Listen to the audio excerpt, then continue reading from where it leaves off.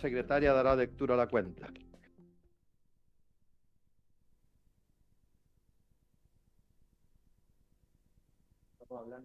Voy a leer los reemplazos, presidente, para esta sesión.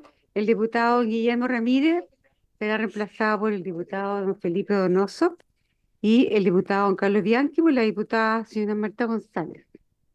Igualmente, la Subsecretaría de Relaciones Económicas Internacionales remitió dos documentos comprometidos durante la sesión de ayer, referidos al acuerdo marco avanzado entre Chile y la Unión Europea que está en tabla. ¿Qué es lo que remite? La solicitud de informe de procedencia de la consulta indígena y cuáles son los listados de productos que tienen menor arancel, el calendario de desgravación arancelaria a 7 años, el listado que sumará incluso todo lo que está ahí y los bienes excluidos y las indicaciones geográficas. Ya se les entregaron. Sí. Excusa del señor Miguel Canala Echeverría, Asociación de Exportadores de Chile, debido a compromisos asumidos con anterioridad, fue invitado ayer, representante de Chile Food, y también la ministra del Interior y Seguridad Pública, respecto al segundo proyecto de la tabla.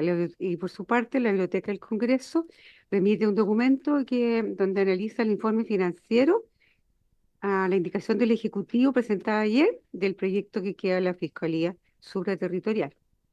Y el presidente de la República ha hecho presente urgencia nuevamente de suma para el proyecto que incorpora la Fiscalía Supraterritorial y el de Agencia de la Calidad de las Políticas Públicas. Eso, presidente. ¿Verdad? Muy bien. No, porque hoy hay audiencias que estaban pendientes, ¿no? Y votar. Se ofrece la palabra en relación a la cuenta. No hay palabra. ¿Varios, diputada?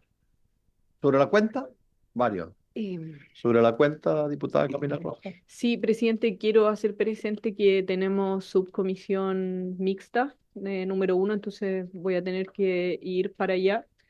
Y bueno, es un problema que tenemos constantemente con el Senado respecto de las citaciones, así que lo quería dejar puesto sobre la mesa. Muy bien, muchas gracias, diputado Sauerman. Mire, presidente, nos han llegado muchos mensajes, sobre todo de pequeñas empresas, preocupadas de un mail masivo que se le mandó a los correos a muchas pequeñas empresas ordenando el cambio de domicilio tributario a direcciones físicas. Entonces, queríamos nosotros consultarle al ministro aquí, pero bueno, ya que no está, sería bueno que la comisión remitiera un oficio al director de Impuestos Internos justificando esta decisión, considerando la situación en la cual se encuentra hoy día la pequeña empresa, no solamente de un alza de costos importante, una baja en sus ventas, más todo, ¿cierto?, los otros perjuicios económicos que ha tenido, entre otros, por el alza del salario mínimo, el tema de las 40 horas y una serie de otras situaciones que todos conocemos. Por lo tanto, sería bueno que nos explicaran cuál es la razón y y cuáles van a ser los plazos también para implementar esta medida. Gracias, presidente. Ok, ¿habría acuerdo para enviar el oficio? ¿El diputado Mellado quiere complementar el oficio? Sí, lo que pasa, presidente, que yo veo que el nuevo director de Impuesto Interno llegó atrasado como 20 años en lo que es la economía, porque los negocios hoy día no requieren presencialidad, muchos emprendedores operan desde su hogar, que no es propio, ¿cierto? E incluso arrendado el comercio, que antes era físico, ahora es virtual con arriendo de espacio a terceros, incluso con los cowork, están para almacenar mercaderías y todo, entonces claramente el entorno no es que hace 10 años atrás. O sea, presionar, limitar la operación de emprendedores a oficinas físicas, eso es limitar el emprendimiento, presidente, y la libertad económica. Si queremos atacar la evasión, hagámoslo con herramientas que se estén dando hoy al ser de impuestos internos, no con algo añejo. Entonces yo creo que hay que hacer pensar al nuevo director que llegó con el tema del camión. ¿Se acuerdan cuando hizo el ejemplo acá? El tema del camión físico.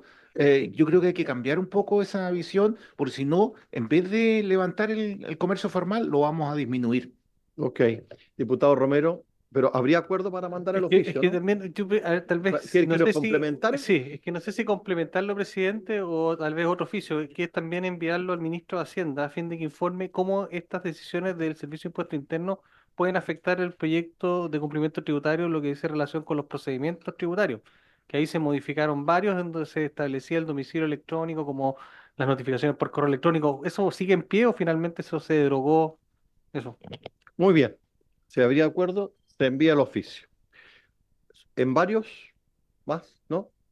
Pues bien, Muy bien, hoy día corresponde tratar el proyecto de ley iniciado en mensaje de Su Excelencia de la República, el proyecto que aprueba el acuerdo marco avanzado y el acuerdo interino de comercio entre Chile y la Unión Europea con sus anexos, apéndices, protocolos, notas y declaraciones suscrito en Bruselas, Bélgica, el 13 de diciembre del año 2023, boletín 16.862-10, con urgencia calificada de suma. Están siendo invitados a esta sesión y les agradeceríamos que pasaran adelante la señora Lucía Sepúlveda Ruiz, que representa a Chile Mejor Sin TLC, junto con don Esteban Maturana Dueñas y la señora María Cecilia Bartolí.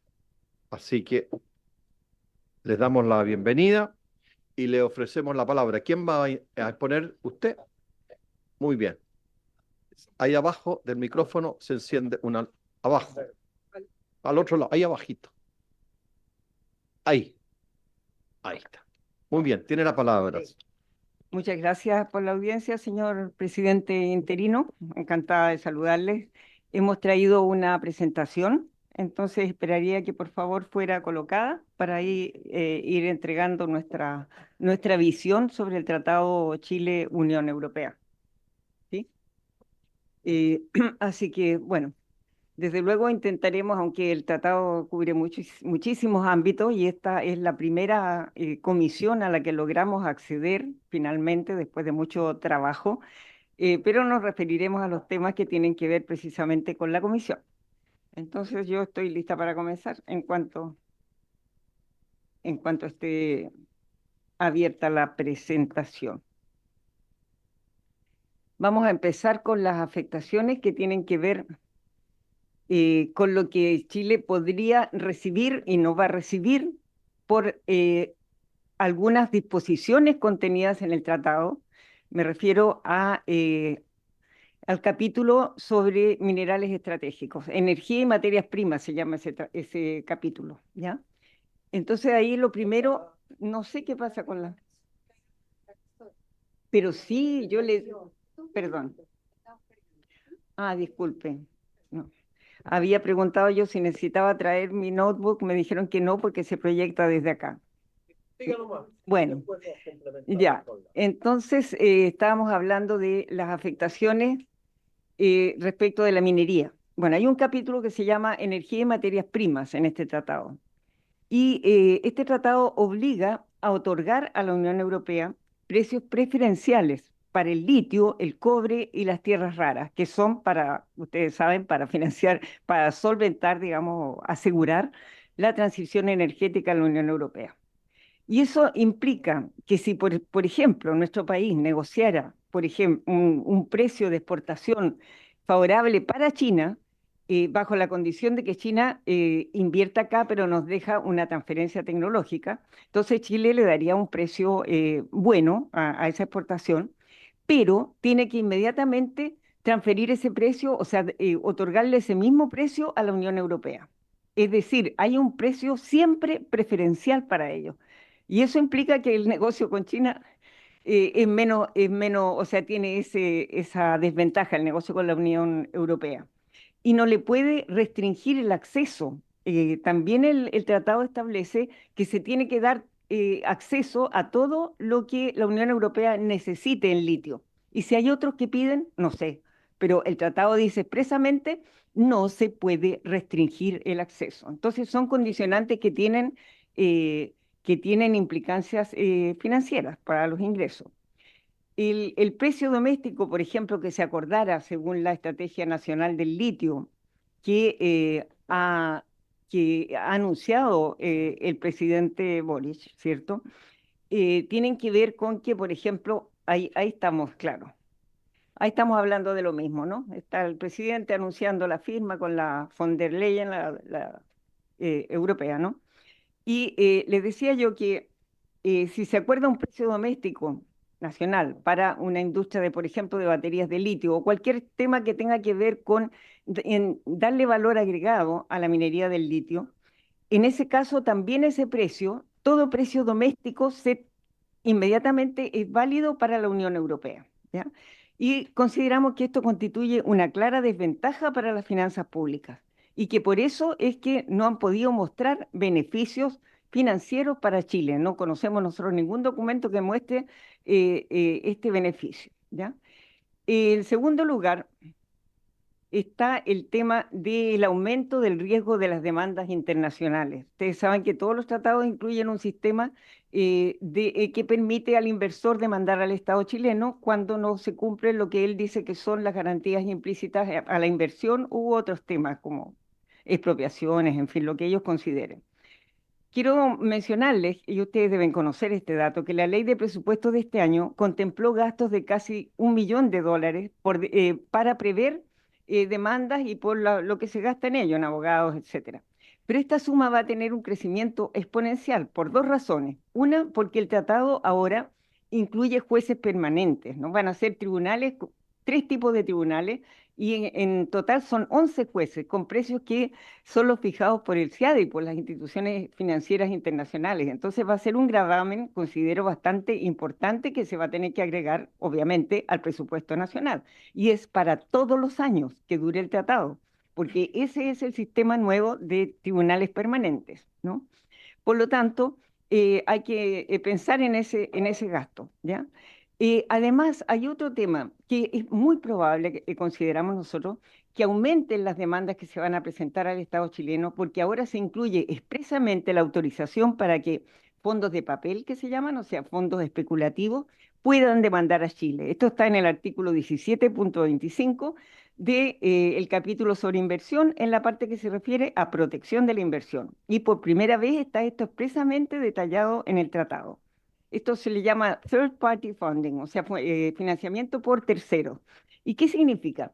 Que una empresa, supongamos, no sé, la BHP o una empresa europea, eh, bueno, por ejemplo, Bayer Monsanto, ahora es europea, es alemana, si quiere demandar, no tiene que demandar ella. Hay un fondo de papel que le dice, yo demando y después cuando te vaya bien, me pagas a mí.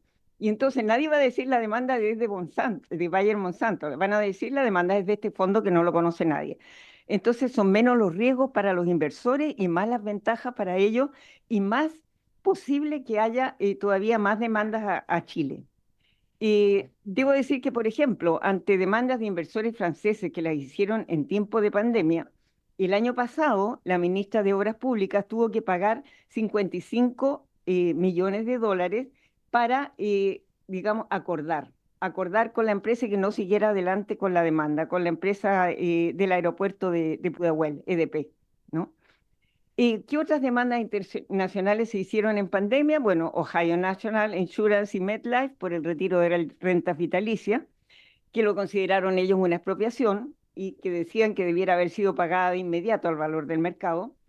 Antes MetLife ya había tenido una experiencia con eso en Argentina, cuando Argentina cambió las medidas de previsión. Y ahí adujeron lo que se establece en el tratado con Estados Unidos, estas compañías porque son norteamericanas. Pero el grupo ADP de Aeropuerto de París lo hizo esta demanda con base al tratado bilateral que hay con Francia, tratados bilaterales de inversión. Y la empresa Suez de Francia también presentó una demanda cuando se finalizó en 2019 el contrato que se había firmado con ella por el vertido de petróleo que hubo en la planta de agua potable en el sur, en Coyipulli, también con base en un tratado internacional. Es decir, todavía hay cosas que se arrastran de tiempos de pandemia y algunas de antes, ¿no? En materia de resolución de controversia y, como les decía, es posible que esto aumente. ¿Qué pasa con los tratados? Nosotros consideramos, y estamos apoyados en estudios que ha hecho la Fundación Sol, entre otros estudios internacionales, que dicen que Chile con este tratado y con todos los tratados que tenemos encima, que son más de 26, no puede abandonar la matriz extractivista. Sigue condenado a ser un país exportador de materias primas. El 87% de las exportaciones se concentran en exportación de recursos de la naturaleza. Pero ahora se va a agregar un nuevo tipo de exportaciones y los datos digitales, ¿no? Sería distinto, ¿no? Ojalá que nosotros ganáramos con eso. Pero ¿qué pasa? El tratado prohíbe una serie de cuestiones que, si no estuvieran prohibidas, podrían significar ingresos significativos para el país. El tratado prohíbe que haya un impedimento para el libre flujo de datos transfronterizos.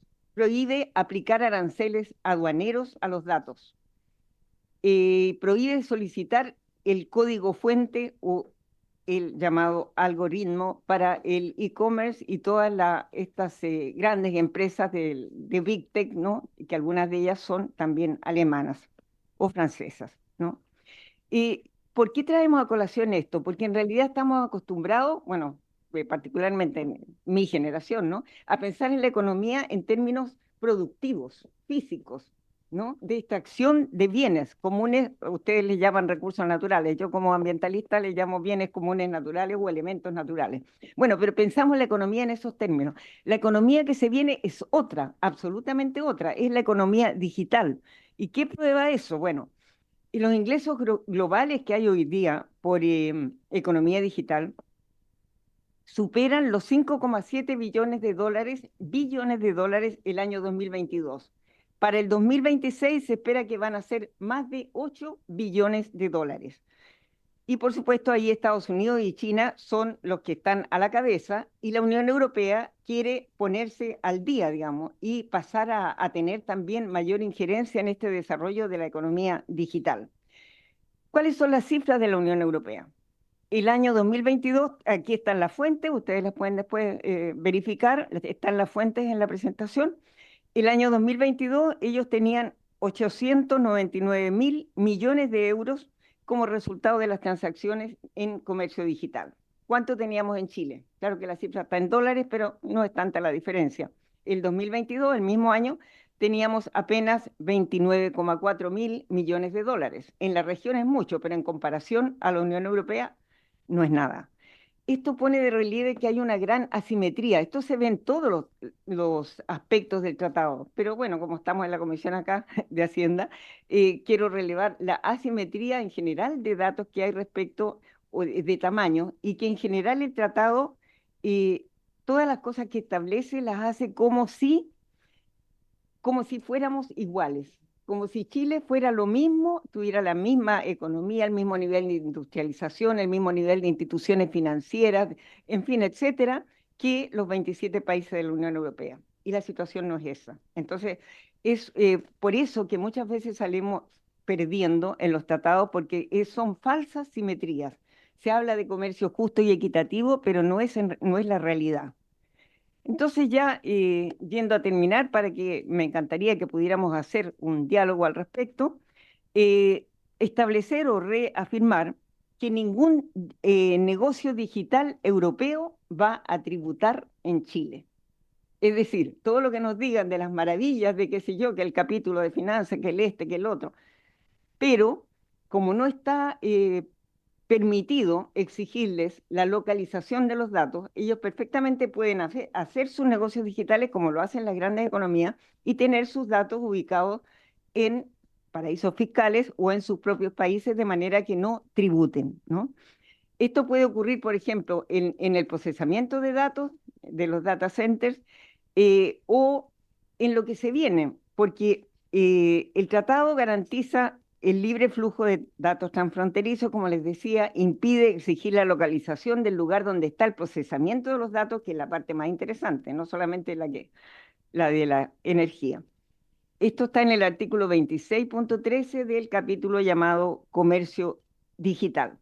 Paradojalmente, la legislación europea para ellos toma una serie de resguardos respecto de otros y se reserva que para causales especiales establecidas en su ley, tienen ellos una nueva ley de comercio digital.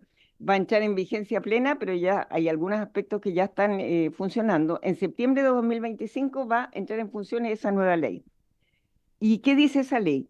Que bajo ciertas condiciones, las instituciones, las entidades del sector público tendrán la posibilidad de tomar decisiones basadas en evidencia, en algunas situaciones de necesidad excepcional, para tomar medidas que les permitan acceder a esta data que estamos diciendo que nosotros nunca vamos a poder acceder. O sea, ellos sí, entre sí y con otros, hacen esa reserva, pero a Chile le han exigido que no.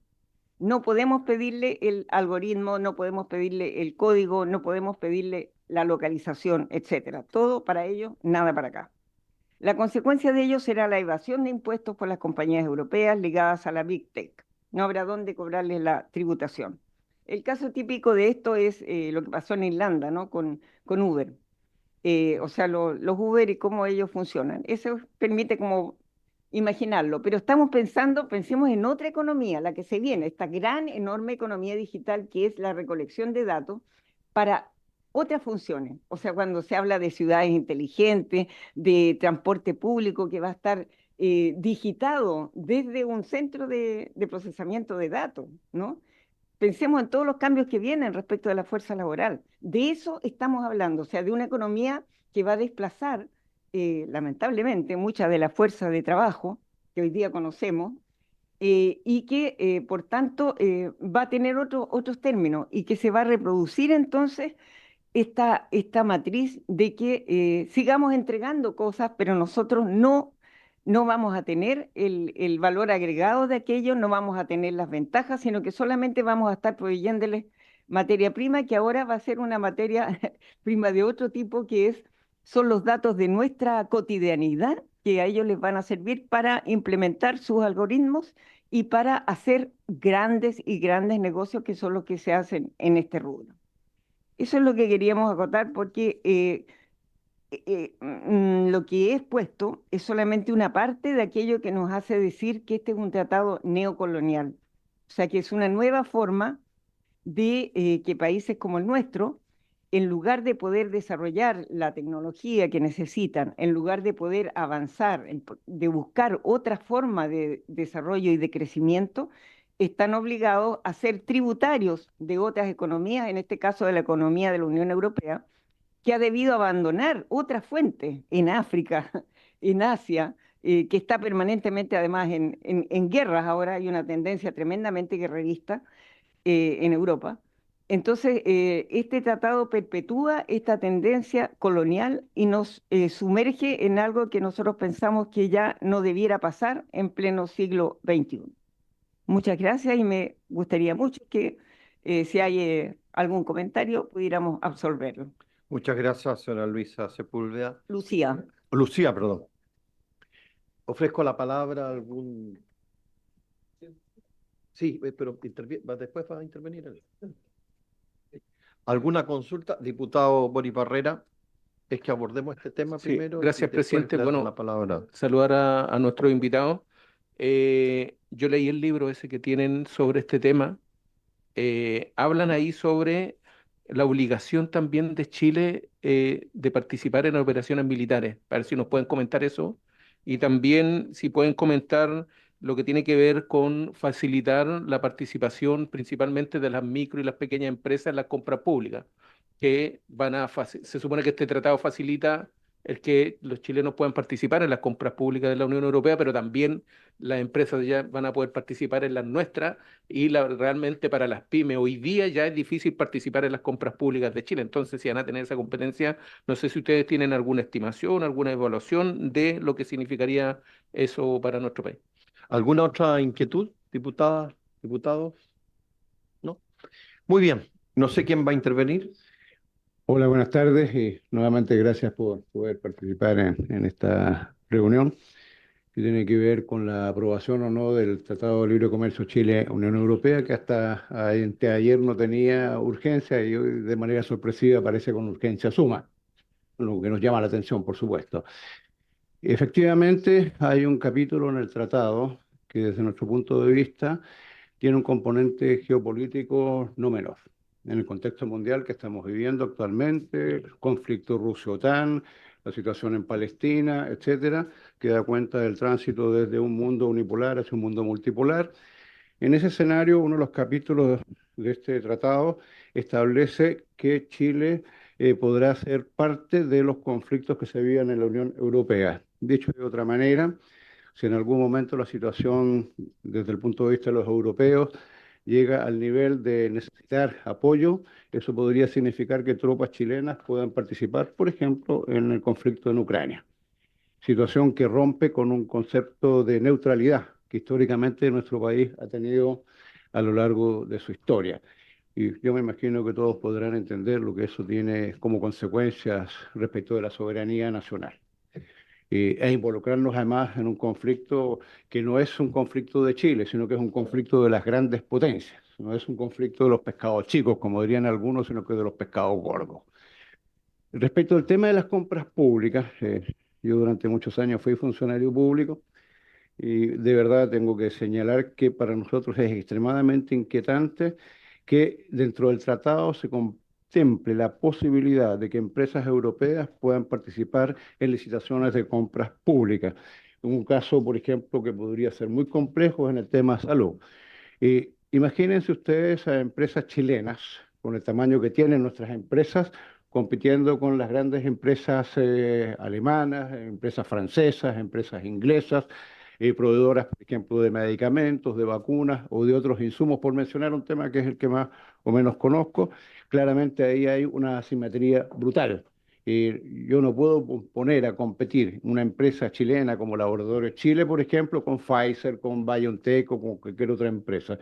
Y por eso, para nosotros, el aprobar este tratado de libre comercio Chile-Unión Europea, que es una modernización del tratado, la verdad es que para Chile significa una situación bastante compleja, como señalaba Lucía, y eso yo quiero volver a reiterarlo, nos condiciona, nos condena, mejor dicho, a seguir manteniendo el carácter de una economía basada única y exclusivamente en la exportación de materias primas con escaso valor agregado y obviamente no nos permite transitar hacia una economía con valor agregado, es decir, que no solamente exportemos el litio, sino que exportemos, qué sé yo, baterías de litio, que no solamente exportemos cobre, sino que lo hagamos con valor agregado. Es ya sabido este ejemplo de que Chile exporta cobre en láminas y nosotros le compramos a los países que reciben estos productos hilo de cobre y otras materias elaboradas, lo que significa un desmedro económico para nuestro país que tiene a Chile en las condiciones que actualmente está nuestro país. Muchas gracias, presidente.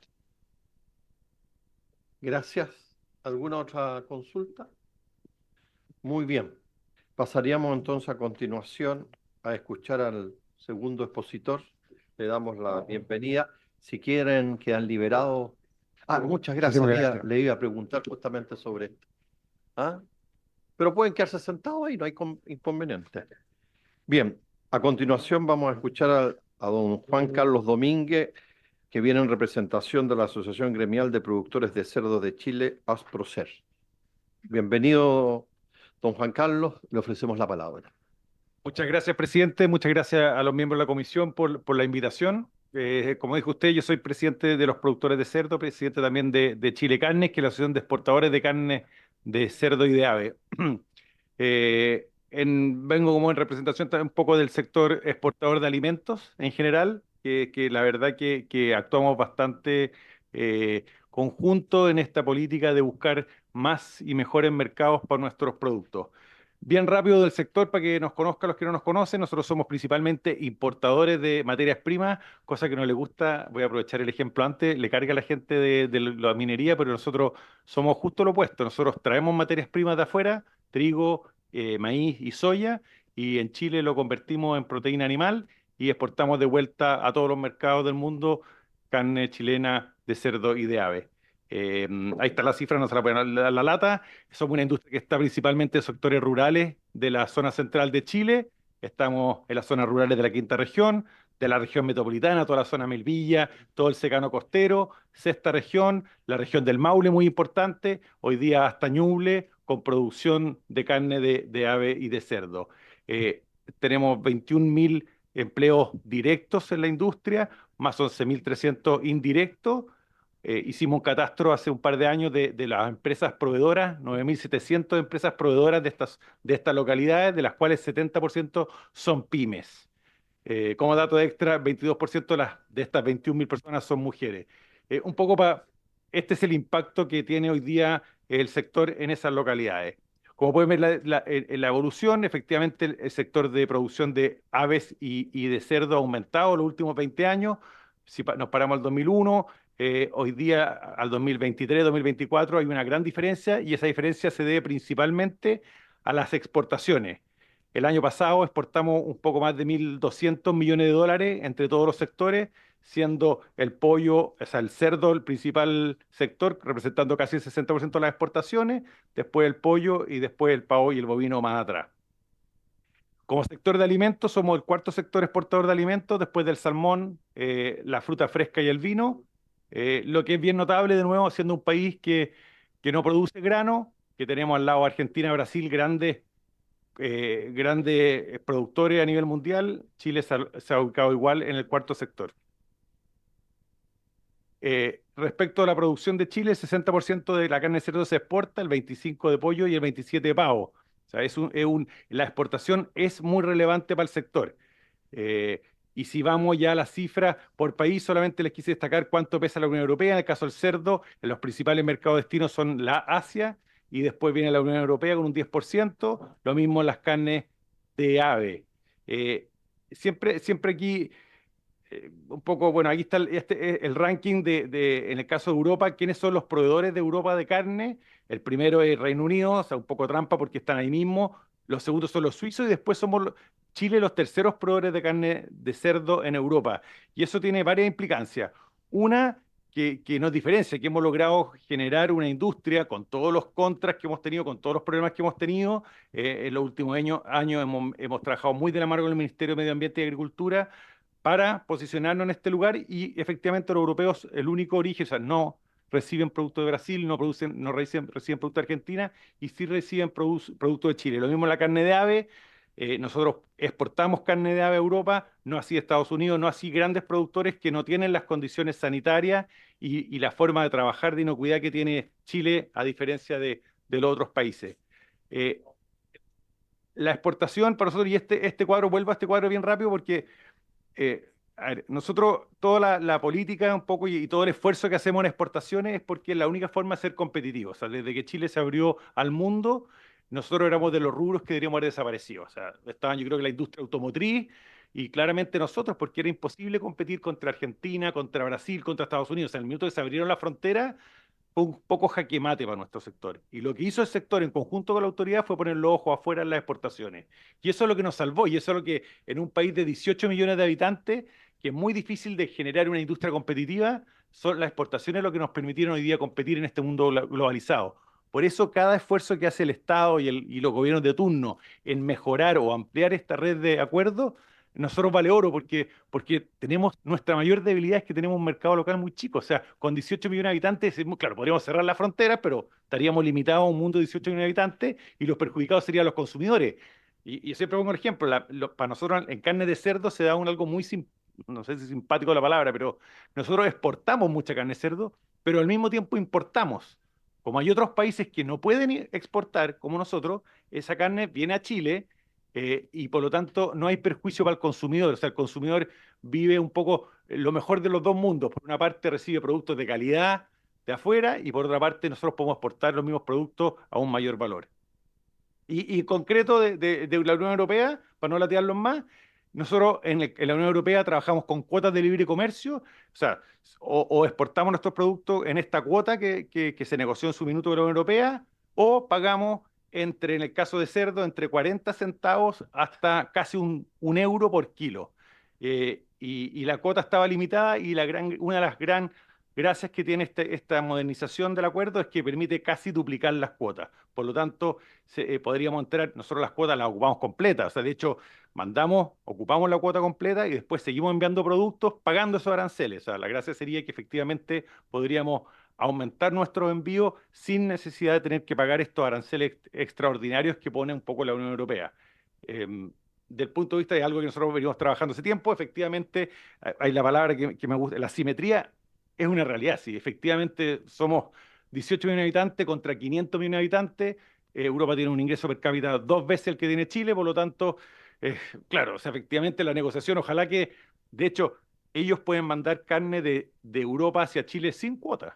Así está el acuerdo, y esa es la realidad cuando uno negocia entre 18 y 500 millones de habitantes, pero es un mercado tan grande, tan potencial, que nosotros, si bien queríamos tampoco tener cuotas y tener libre, la verdad que si logramos duplicar la cuota, bienvenido, porque son estas pequeñas oportunidades de mercado que Chile va logrando y nos permiten seguir siendo competitivos. Así que eso no lo lateo más, eso era un poco lo que quería con la comisión.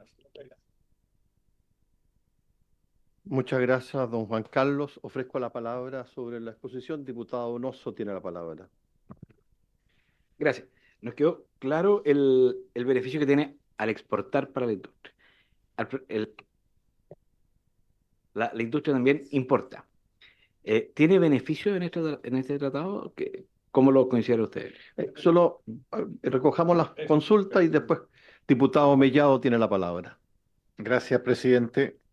Nos tuvimos que ausentar un minuto al pensador y No estamos nos aquí. dimos cuenta. Gracias. Mire, ¿cuántas pymes o qué tipo de empresas, mediana o grande, están detrás de estas exportaciones de aves, cerdo, ovino y bovino? ¿Cómo es la producción interna en el país? ¿Cómo se desenvuelve internamente este movimiento? Porque sí, es de nicho, pero también lleva a las pymes, lleva a los pequeños agricultores a este tema también. ¿Alguna otra consulta? Diputado Sauerman.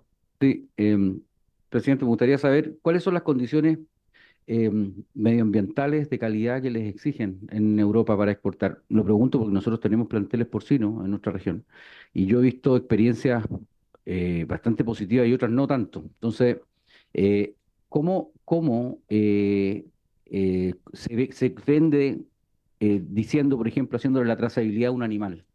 Eso es interesante porque yo puedo producir, tener un plantel porcino con toda la tecnología del mundo, como la hemos visto, como le digo, hay algunos casos, por ejemplo, que a mí realmente me asombraron cuando vimos una tecnología alemana en donde los purines, ¿cierto?, del gas que producen se transforman finalmente en gas metanol que se envasa y se está vendiendo a Lipigas.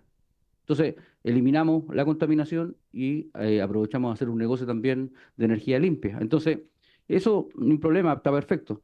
Pero hay otros planteles que seguramente no cumplen los mismos requisitos. Entonces, una empresa como la que cumple los requisitos no tiene relación con la otra, no le compra al otro para exportar o como no trabajan en conjunto. Esa es la duda que uno tiene siempre, porque las diferencias son demasiado obvias en la producción de animales, sobre todo de cerdo y de aves. Gracias, presidente. Gracias, diputado. Diputado Romero.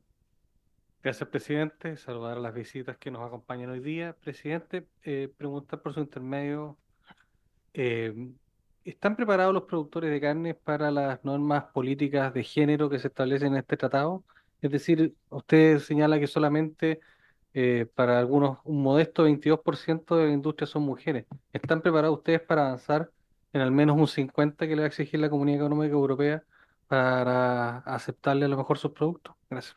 Muy bien. Si no hubieran más consultas, tiene la palabra don Juan Carlos. Perfecto, muchas gracias. Gracias por las preguntas. Yo a usted, presidente, me reta si me alargo mucho porque de estos temas yo puedo hablar infinito y comúnmente me retan. Respecto a la primera pregunta, a esto del beneficio de la importación del producto importado. Es una gran. Nosotros, a ver, en Chile la exigencia en general es muy alta. Por lo mismo, porque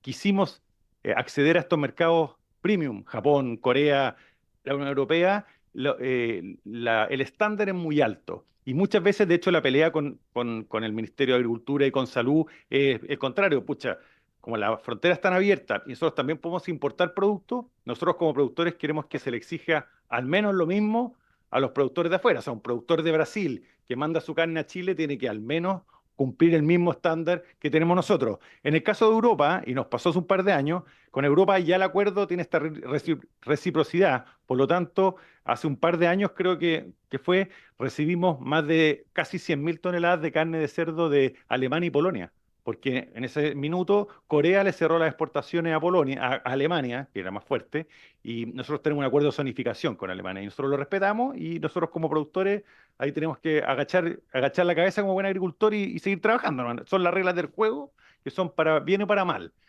Lo que sí exigimos siempre es que el estándar sea el mismo, o sea, lo mínimo es que sea lo mismo. Y me paso un poco al tema medioambiental. Nosotros, a ver, desde hace unos 20 años, desde que pasó lo de Freirina, o sea, en el fondo la industria tenía claro que estando en un país de territorio limitado, sin ordenamiento territorial, eso sería para otra reunión, pero en el fondo se nos hace difícil producir. La producción animal es difícil porque tiene externalidades negativas. Nosotros hace 10 años que estamos trabajando con el Ministerio de Medio Ambiente, con distintos ministros y ministras, con distintos gobiernos, y logramos ser el primer sector de la economía en tener una norma de olores que rige cuánto podemos emitir de olores. Esto, el ruido, cuando uno dice, cuando uno mide el olores no se puede emitir, no se puede medir, y se logró. Y de hecho somos el único sector que tiene eso. Entonces, por una parte, las empresas fueron incorporando tecnología, lo que dice usted, diputado, biodigestores, inyectando a través de biogás, inyectando el sistema conectado, interconectado. Hoy día estamos, casi el 60% de la producción está más orientada a generar bioabonos. En los años anteriores, cuando subieron el precio de los fertilizantes, fue muy positivo esto de que la industria aprovechara todos los guanos para hacer bioabonos, y, y así como una suma general, entre 75 y 80% de la producción de pollo y cerdo está con la última tecnología. Y este 25% que falta, esta norma de olores lo soluciona. O sea, la norma de olores está hoy día en implementación y de aquí a 3 años tiene que estar full implementada. Por lo tanto, no solamente los productores grandes van a tener esta tecnología, sino que además los productores medianos y chicos van a tenerla o tienen que tenerla por normativa. Ahí estamos trabajando con Corfo, con distintas herramientas para ayudarlo. A diferencia de la Unión Europea, y siempre hay que recordar esto, la agricultura en Chile no está subsidiada, en Europa sí. Nosotros visitábamos Dinamarca y España, que habían avanzado mucho en biodigestores, pero eran todos subsidiados. Entonces, ahí hay una diferencia que son las reglas del juego, de nuevo, son las reglas del juego. Los chilenos, o sea, los productores en Chile las sabemos, y por eso estas pequeñas ganancias son bienvenidas. Y respecto a los tamaños, bueno, yo presenté, en el tamaño de los productores no son muchos. En Chile cada vez hay menos productores, por lo mismo, porque las exigencias medioambientales cada vez han sido más altas y los productores han ido desapareciendo porque es un negocio que es muy difícil porque es muy competitivo.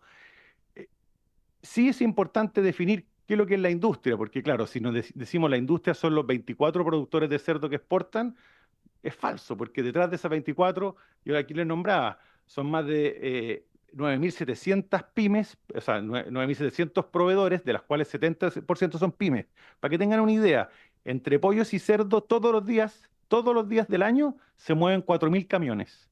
O sea, son 4.000 conductores, son muchas empresas transportistas que se mueven a raíz. Entonces, cuando uno analiza qué es lo que es la industria, hay mucha gente, oye, que son pocos productores, que detrás de eso es mucho más. Y sobre todo, y yo siempre lo recalco, que estamos en zonas rurales. Cuando hay un proyecto que no se aprueba o que tiene un problema, afecta a la economía local muy fuerte. Claro, en Santiago no se van a dar cuenta, pero en San Pedro sí se van a dar cuenta. O sea, si se cierra una planta o se crea una planta de alimentos y se generan 40 empleos, eh, son marginales para Santiago, pero para esa localidad valen oro. Entonces, yo siempre trato de rescatar eso. Creo que respecto a lo de género, es un gran desafío. Nosotros, por ejemplo, la normativa nosotros para la producción animal por los temas de bioseguridad, es súper buena la pregunta, porque nosotros tenemos que la gente que trabaja en los pabellones de pollo y cerdo tienen que bañarse antes de entrar. Entonces uno de los problemas que tuvimos era que había un baño para los hombres, eran puros señores que trabajaban ahí, po. Pero chuta, ahora cada vez hay más veterinarias, hay más de los proveedores, también muchas mujeres, y tuvimos que hacer, y la industria ha hecho el esfuerzo. O sea, ese 25% te aseguro que año a año va creciendo. Yo estudié agronomía y el 50% eran mujeres. Y esas mujeres hoy día están en los cargos altos o sea, tanto a nivel profesional como a nivel de trabajador, cada vez hay más mujeres en la industria y la industria se ha ido adaptando. Por ejemplo, pongo el ejemplo de los baños para darle cabida y que no haya ninguna excusa para que se incorporen. Así que eso un poco en eso estamos. Muy bien, muchas gracias, don Juan Carlos. Le damos las gracias a usted, como también a la señora Lucía Sepúlveda por la intervención. ¿Una consulta? Ya, perdón. Tiene la diputada.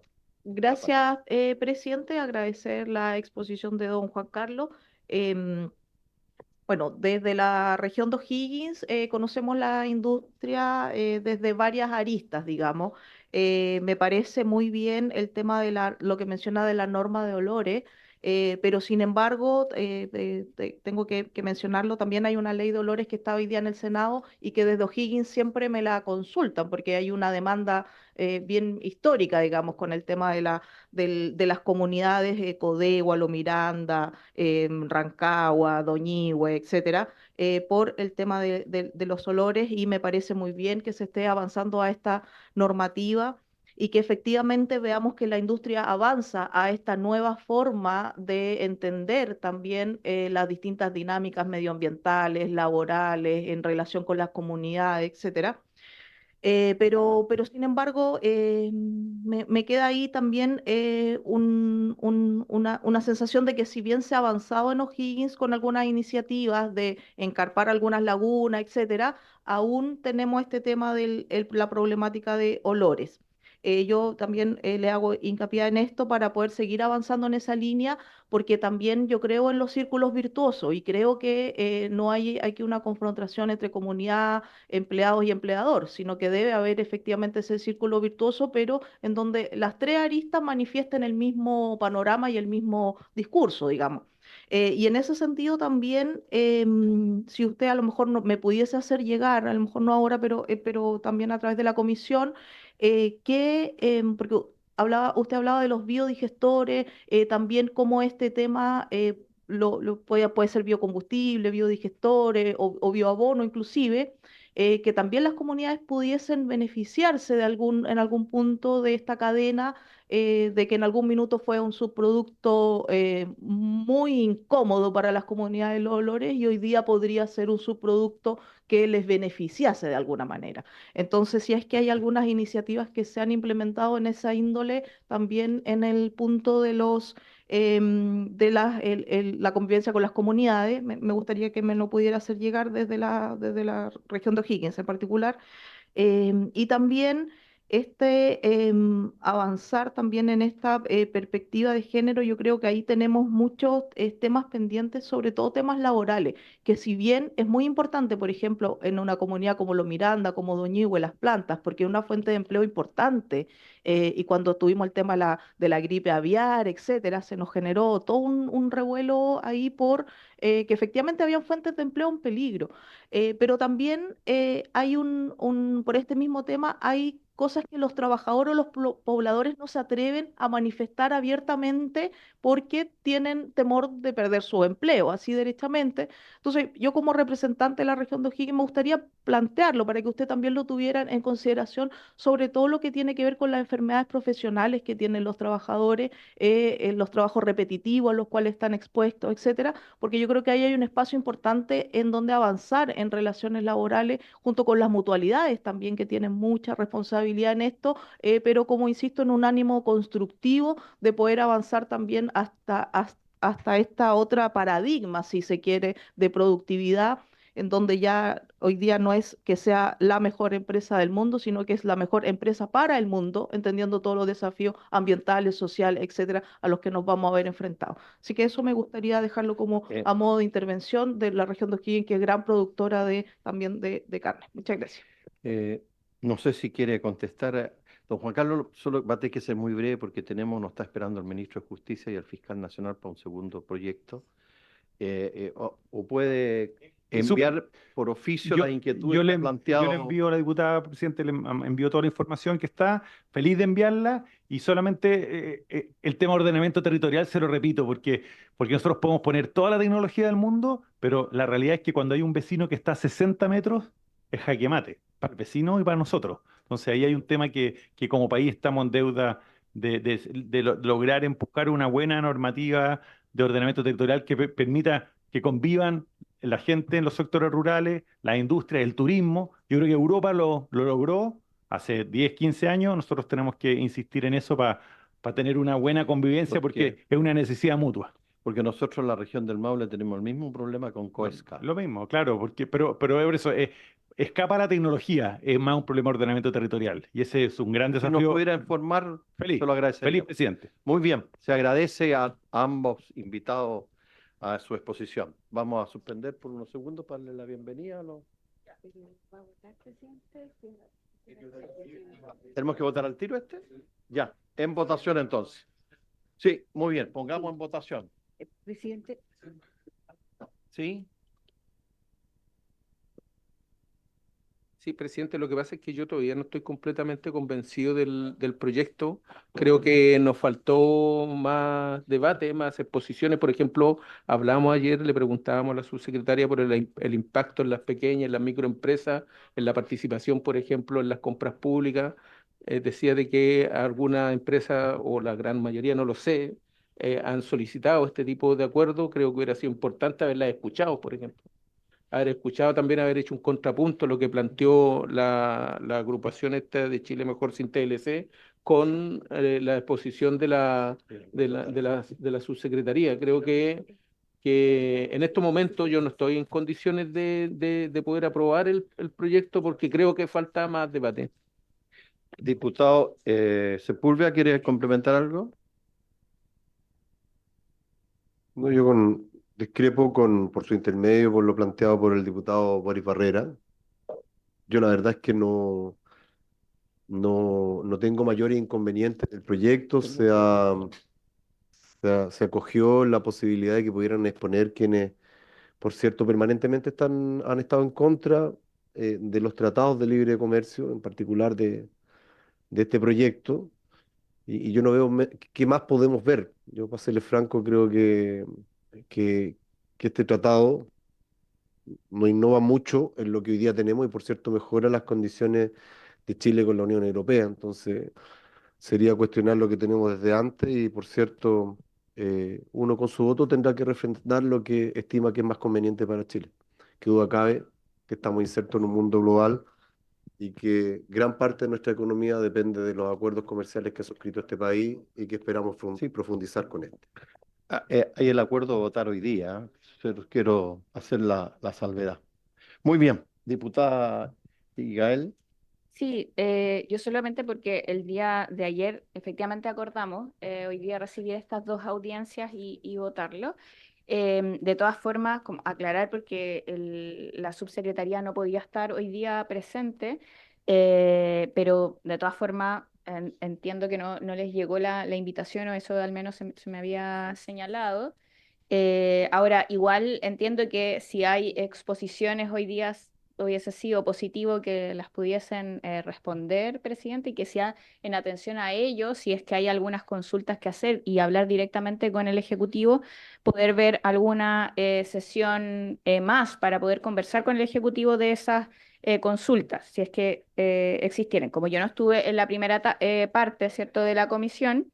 Eso es lo que me preocupa un poco, presidente, que no se pueda responder o resolver esas consultas. Al menos yo considero que hay hartas cosas que son positivas, pero sí me preocupa que queden temas no resueltos. Eso es lo único que quiero plantear, presidente. En la sala existe la posibilidad de solicitarle a los ministros presentes que puedan responder si es que quedó alguna inquietud, alguna duda que se han planteado aquí. Existe esa posibilidad de poder consultar. Sí, después pasársela. Sí. Muy bien. En votación, señora secretaria.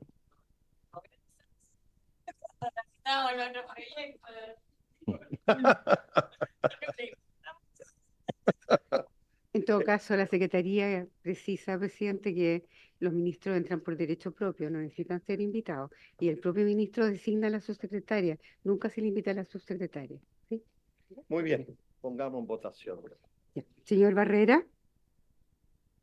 Sí, presidente, antes, como le decía, yo todavía no estoy completamente convencido. Nosotros, si bien pueden haber aspectos importantes en algunos tratados, pero también conocemos, por ejemplo, cómo aquí en Chile murió la industria textil, cómo murió la industria de los zapatos, por ejemplo, cómo han muerto muchas industrias y producto de los tratados de libre comercio. Aquí hay muchas cosas que aún están abiertas y que todavía no tengo todos los antecedentes posibles para poder aprobarlo, así que yo voto en contra. Señor Cifuentes. Señor Cifuentes. Diputado, señor Cifuentes. Señor Mellado. Señor Naranjo. A favor. Señor Donoso. A favor, secretaria. Señor Romero.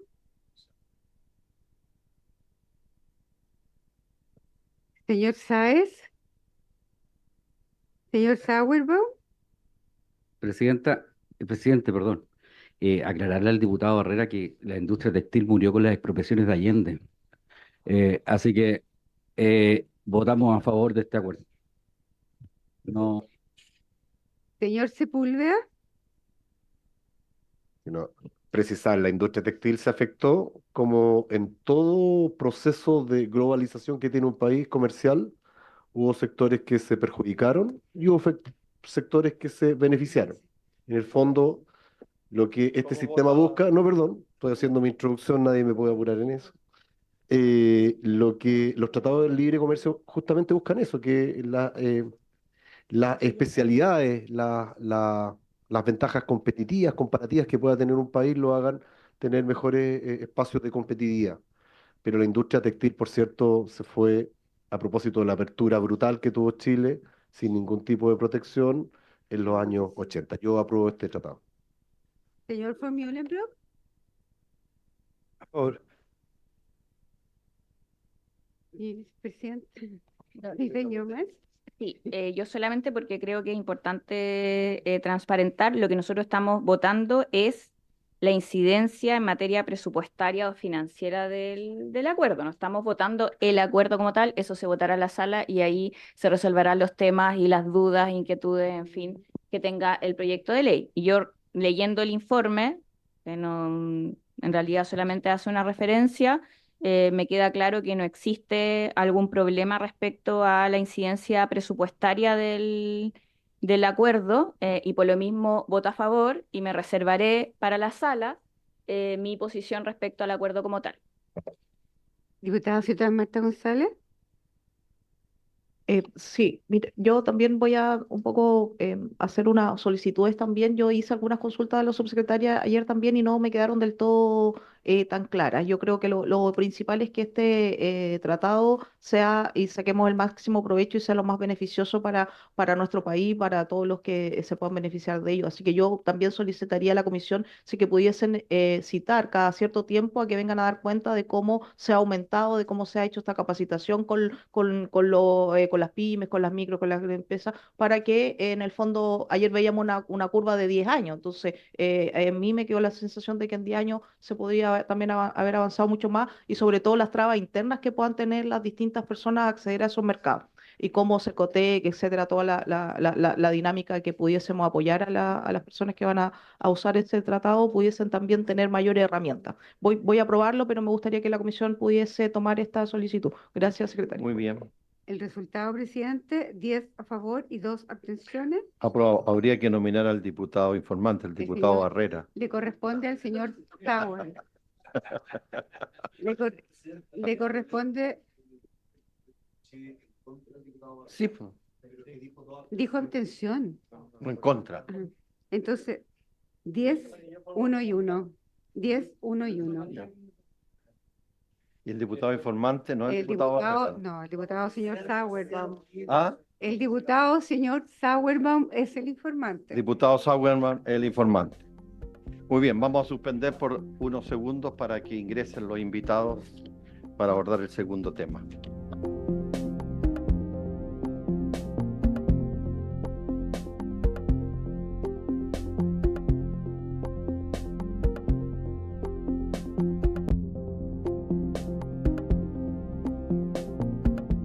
Le damos la bienvenida.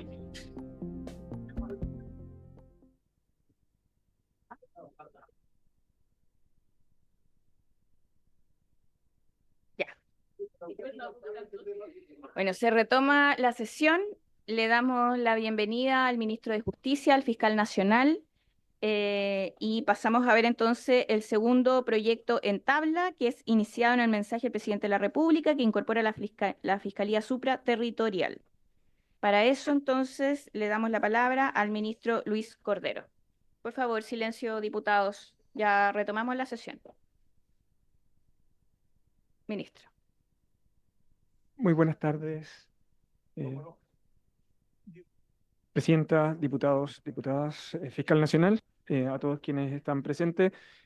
A continuación, nosotros vamos a hacer la presentación de los aspectos que están vinculados a la Comisión de Hacienda en el proyecto de Fiscalía Supraterritorial. No sin antes, creo conveniente hacer referencia a una serie de aspectos que están asociados a la reforma institucional del Ministerio Público, que vincula o está asociado también al proyecto de ley de fortalecimiento y por lo tanto las referencias vinculadas a las dotaciones, a las gradualidades, están referidas a esa, esencialmente por algo que el fiscal nacional bien sabe, que son los aspectos sobre los cuales el Ejecutivo ha hecho esfuerzos en relación a este proyecto. Si me permite la siguiente, por favor. ¿Sí? Bueno, solo recordar que en el contexto de la Fiscalía Supraterritorial es la reforma constitucional que se discutió en este Congreso Nacional. Es cierto que el contexto de la discusión constitucional, el Ejecutivo había avanzado con el Ministerio Público en una estructura de Fiscalía Supraterritorial, que en el contexto de la definición del proyecto más específico, luego fue realizando algún tipo de ajustes, ¿no? Y por lo tanto, lo que tenemos en el proyecto de ley que está en tramitación ante vuestras señorías y que ya se discutió en la Comisión de Constitución de esta honorable Cámara es la regulación de la ley orgánica vinculada a la Fiscalía Supraterritorial. Solo recordar que la Fiscalía Supraterritorial, por mandato de la reforma constitucional, tiene las atribuciones para efectos de indagar o investigar en el caso de organizaciones criminales y delitos de alta complejidad, dotando al fiscal nacional de una atribución que hasta ahora el modelo de diseño del Ministerio Público no permitía, que era el rol protagónico que tiene, fundamentalmente a partir de la designación de la Fiscalía Supraterritorial y de las facultades que el fiscal nacional tiene para efectos de instrucciones particulares. Todo esto fue parte del debate de esa reforma constitucional. Y solo advertir también a vuestra señoría que es probablemente la reforma más significativa al diseño del Ministerio Público desde su creación. Así lo planteó el Ejecutivo con el Ministerio Público en la tramitación de la reforma constitucional y creo conveniente no perder de perspectiva ese enfoque. Lo siguiente, vuestras señorías, para tener en consideración lo que se discute ante esta comisión, es que el proyecto de Fiscalía Supraterritorial no puede ser comprendido separadamente del proyecto de fortalecimiento del Ministerio Público. El proyecto de fortalecimiento del Ministerio Público se encuentra en actual tramitación en la Comisión de Constitución del Senado.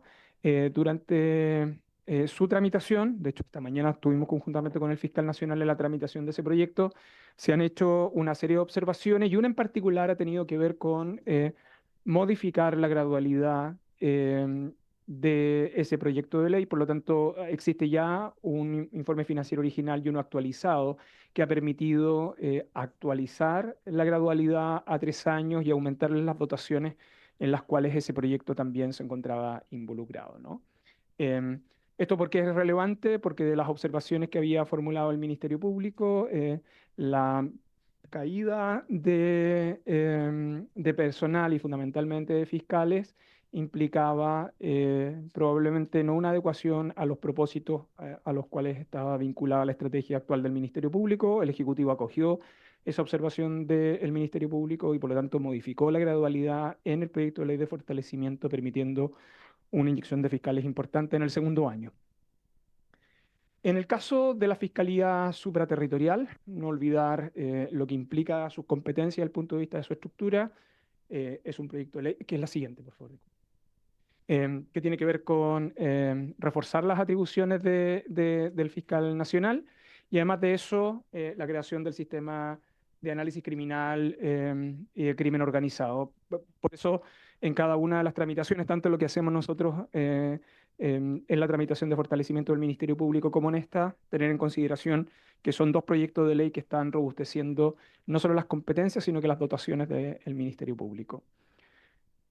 En el caso de la Fiscalía Supraterritorial, el Ejecutivo tenía un informe financiero original con una gradualidad de 4 años, una gradualidad que fue objeto de observaciones por parte del Ministerio Público, esencialmente respecto de la oportunidad y las características que implica la misma. En segundo lugar, las observaciones provinieron de que el diseño original que tanto el Ejecutivo como el Ministerio Público habían discutido en la reforma constitucional suponía una estructura de carácter nacional. Sin embargo, la reforma ha ido derivando también a la creación de macrozonas, sin perjuicio de las atribuciones que tiene el fiscal nacional.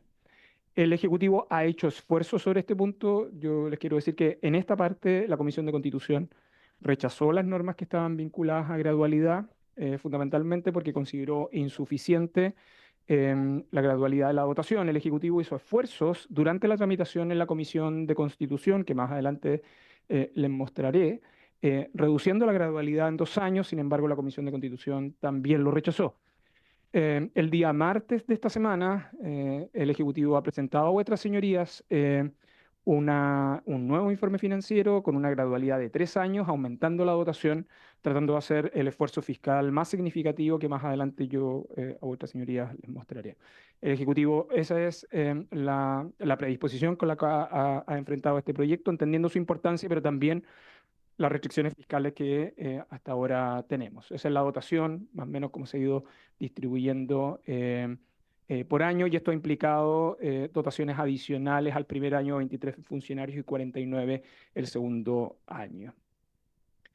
Quiero simplemente recordar un par de cosas que el Ejecutivo ha hecho presente para no perder de perspectiva los esfuerzos que el Fisco de Chile, ya ni siquiera el gobierno, sino que el Fisco de Chile está realizando en este proyecto de fortalecimiento. Durante estos últimos años, no existe otra institución a la cual se hubiesen destinado más recursos en un fortalecimiento institucional que la que está vinculada al Ministerio Público. Ahí tienen los fortalecimientos institucionales que ha estado discutiendo el Congreso Nacional en el último tiempo. El Ministerio Público es el más significativo, como ustedes ven. Luego, el caso del Servicio de Biodiversidad, que es la otra figura que hemos tenido. En el caso de cumplimiento tributario hay que hacer la distinción de los fortalecimientos que están vinculados separadamente al Servicio de Impuestos Internos, aduanas y a la Tesorería General de la República. Simplemente lo que estoy exponiendo, vuestras señorías, es el esfuerzo fiscal que ha hecho el Estado de Chile para el fortalecimiento, y en el caso de la Fiscalía Supraterritorial también. De ahí, en consecuencia, que ustedes puedan tener en relación a este proyecto 3 aproximaciones de informe financiero: la original en 4 años, la indicación que se presentó en la tramitación en la Comisión de Constitución de 2 años, que también fue rechazada, y la tercera, la que acaba de haber presentado este martes, aumentando la dotación, pero permitiendo una gradualidad de 3 años. Si ven la indicación, o sea, la lámina siguiente, por favor, es la que fue rechazada cuando establecimos la gradualidad de 2 años. Dejo constancia simplemente ahí que la tienen a disposición para poder transparentar cómo ha sido toda la discusión de este proyecto. Un breve resumen de lo que han sido los cambios que se realizaron en la Comisión de Constitución. Se agregaron a los abogados asistentes de fiscal, a los abogados asesores y a los restantes funcionarios del Ministerio Público respecto de los exámenes de drogas. Enseguida se establecieron reglas específicas en relación al traspaso de investigaciones para poder resolver adecuadamente eso. Y además de eso, establecer reglas de rendiciones de cuentas a ambas cámaras del Congreso Nacional en el funcionamiento de la Fiscalía Supraterritorial. Simplemente además decir que en el caso del proyecto de fortalecimiento, que vuestras señorías van a conocer después en segundo trámite, también existen reglas de rendición de cuentas a ambas cámaras del Congreso Nacional. Simplemente recordar las normas que están vinculadas a la Comisión de Hacienda, que por cierto ustedes lo conocen mejor que yo, así que... ¿Cuál es la última indicación del Ejecutivo? El Ejecutivo, la indicación que ha ingresado ahora, con una gradualidad de 3 años, tiene este detalle implicando la creación de 97 nuevos cargos distribuidos del modo en que ahí se encuentra señalado. Con esos esfuerzos, sus señorías, la siguiente, por favor. Entonces se hace la distribución en 3 años, dejando un número muy acotado al tercer año de implementación de la Fiscalía Supraterritorial. El financiamiento, como ustedes bien saben, de gasto adicional está vinculado a la partida del Ministerio Público, y si no, a la del Tesoro Público, como suele ocurrir en este tipo de proyectos de ley.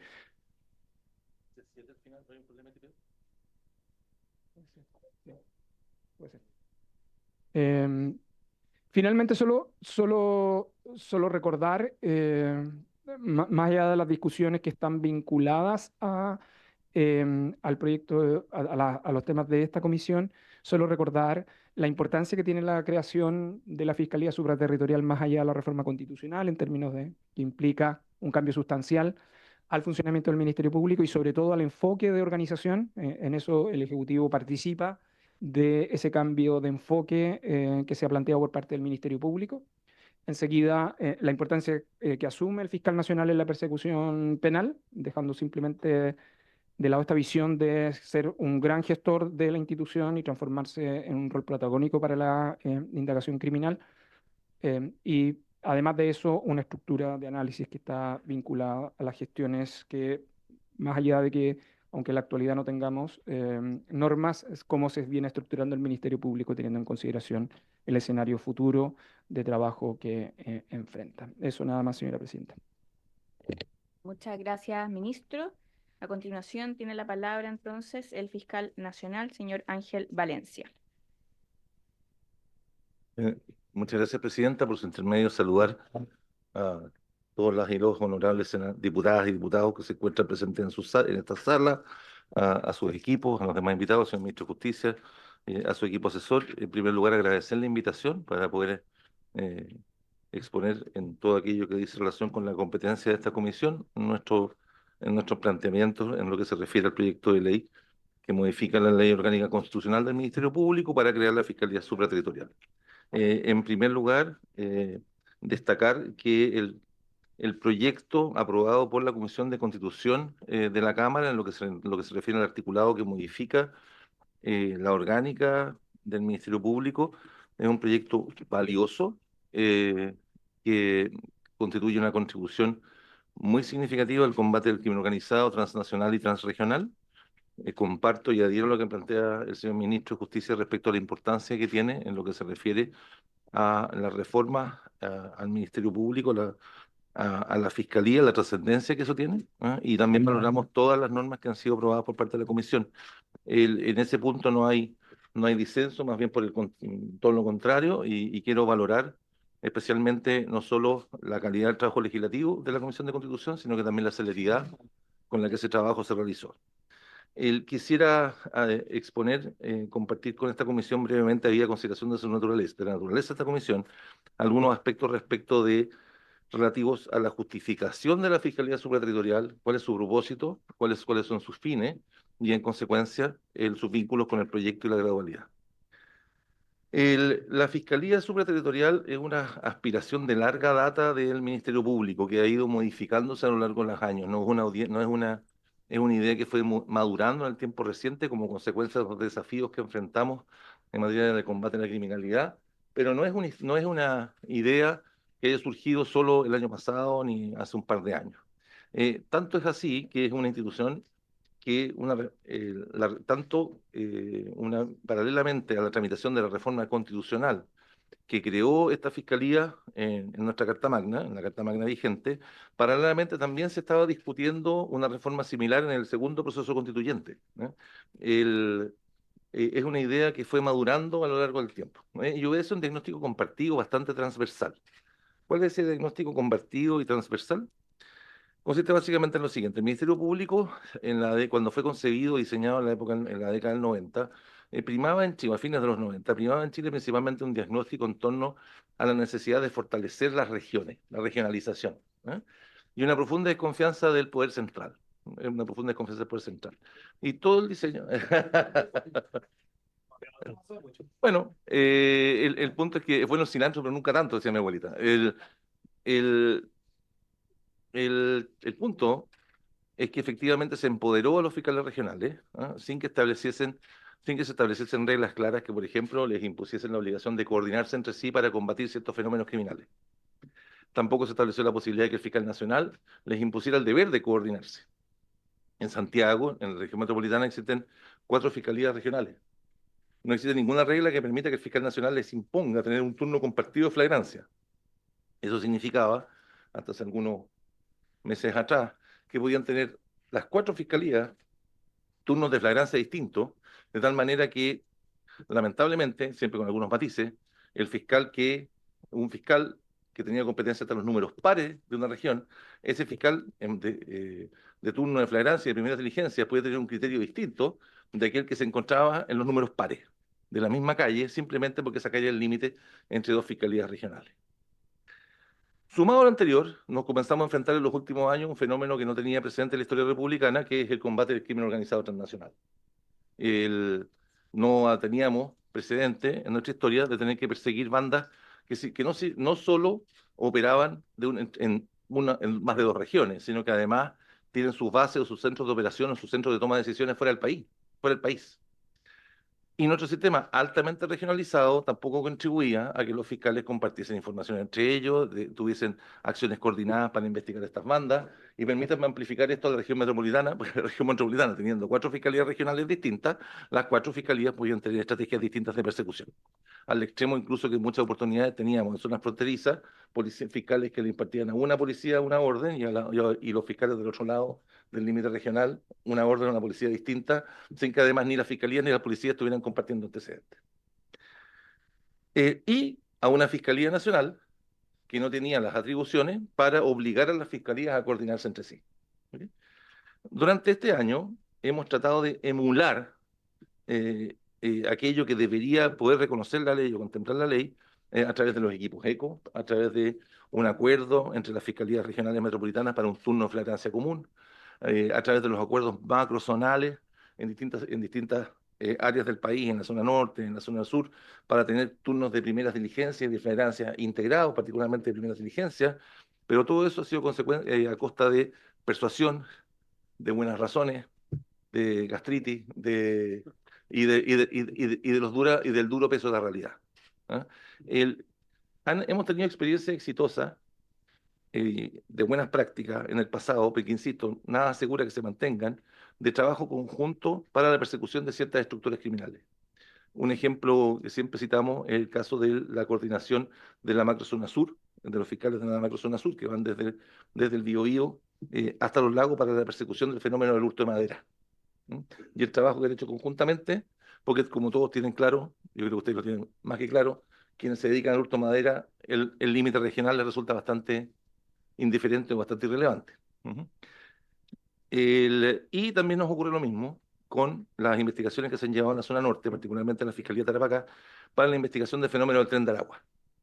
Pero inevitablemente, esa investigación del Tren de Aragua, en la medida que el Tren de Aragua comenzaba a extender sus operaciones hacia el sur del país, la fiscal de Tarapacá perdía capacidad para poder controlar qué es lo que estaba ocurriendo en Santiago o qué es lo que estaba ocurriendo en Puerto Montt con las actividades relacionadas con el tren.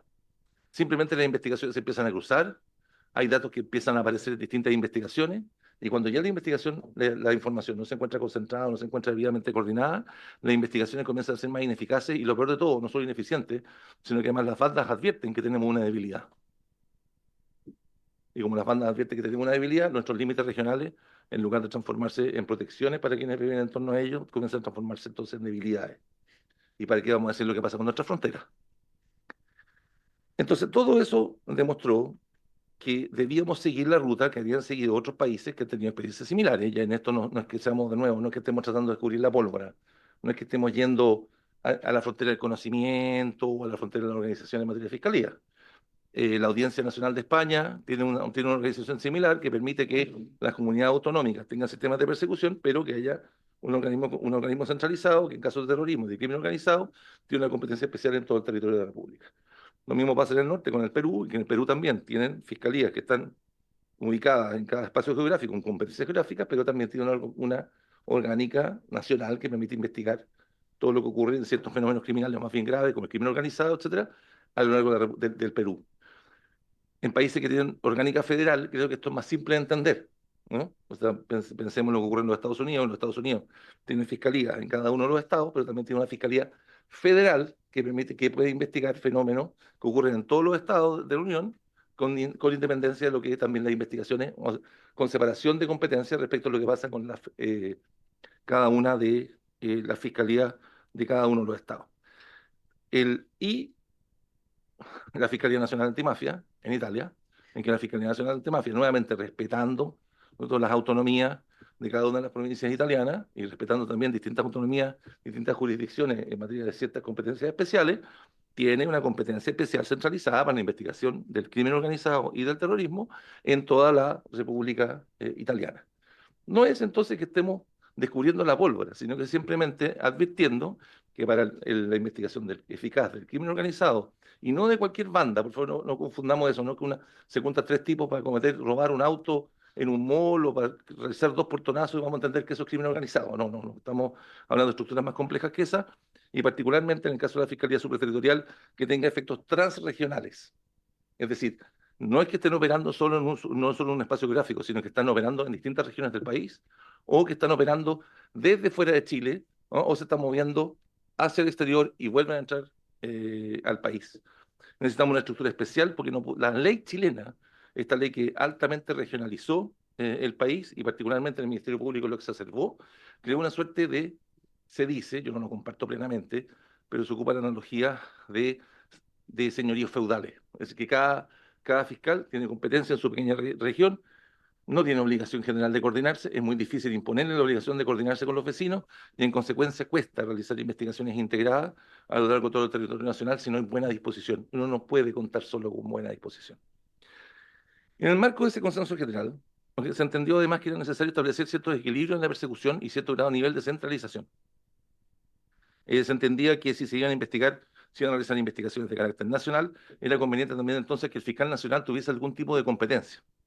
Como ustedes saben, en nuestro sistema, los fiscales regionales son los que tienen atribuciones para impartir instrucciones particulares, son los dueños de las causas. En general, el fiscal nacional no tramita causas en nuestro sistema. O sea, hoy día en Chile el fiscal no tramita causas, yo no voy, ustedes no me ven a mí en audiencia, no corresponde que yo vaya. Aunque tengo una atribución eventualmente a la ley para hacerlo, la ley lo reduce a circunstancias muy excepcionales, básicamente considerando la investidura de la persona que está haciendo, que tiene la calidad de imputada o eventualmente podría ser víctima.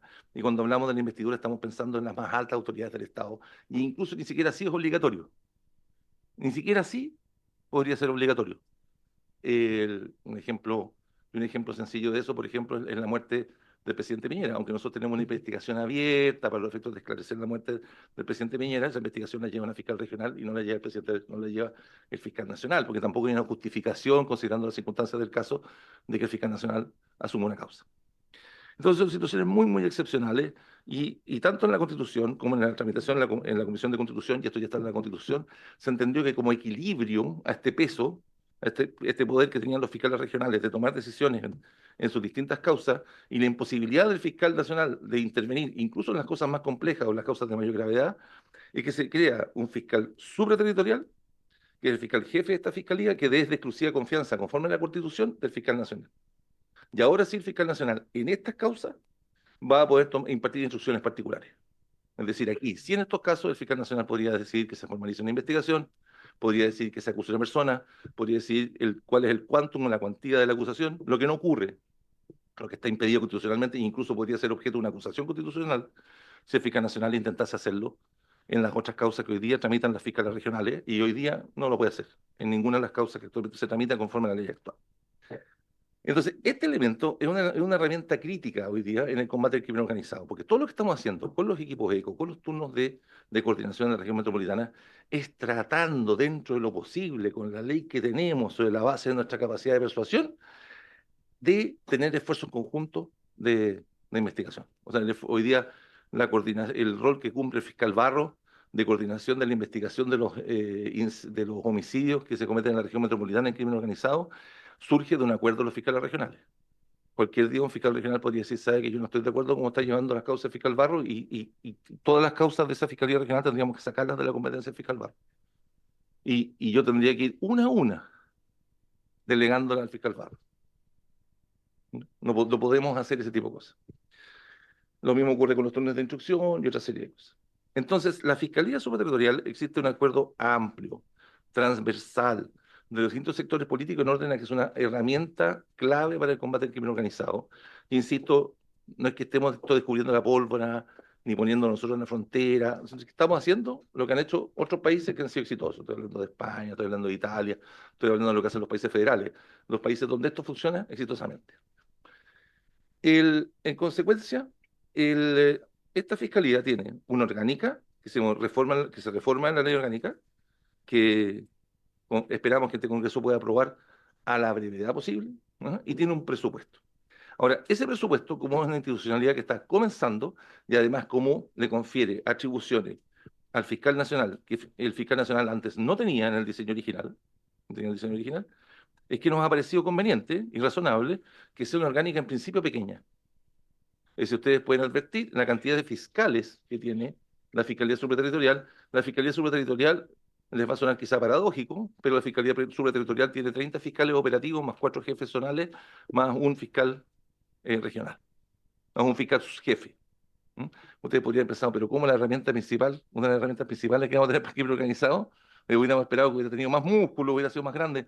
Bueno, no estamos partiendo, y créanme que lo encontramos razonable, y el fiscal nacional va a comenzar a tener atribuciones para sí empezar a tomar causa y dirigir causa, es que una fiscalía más pequeña, concentrada en los casos más graves, parece razonable. Por supuesto, se podrá revisar en el futuro en función de cómo vaya esa fiscalía mostrando su trabajo y su desempeño, pero de momento, pareció, compartimos o adherimos a la idea de que fuese una fiscalía que no fuese una fiscalía de gran tamaño. Les hago presente hoy día que el Ministerio Público tiene hoy día poco más de 700 fiscales, poco más de 700 fiscales operativos, adjuntos, 771.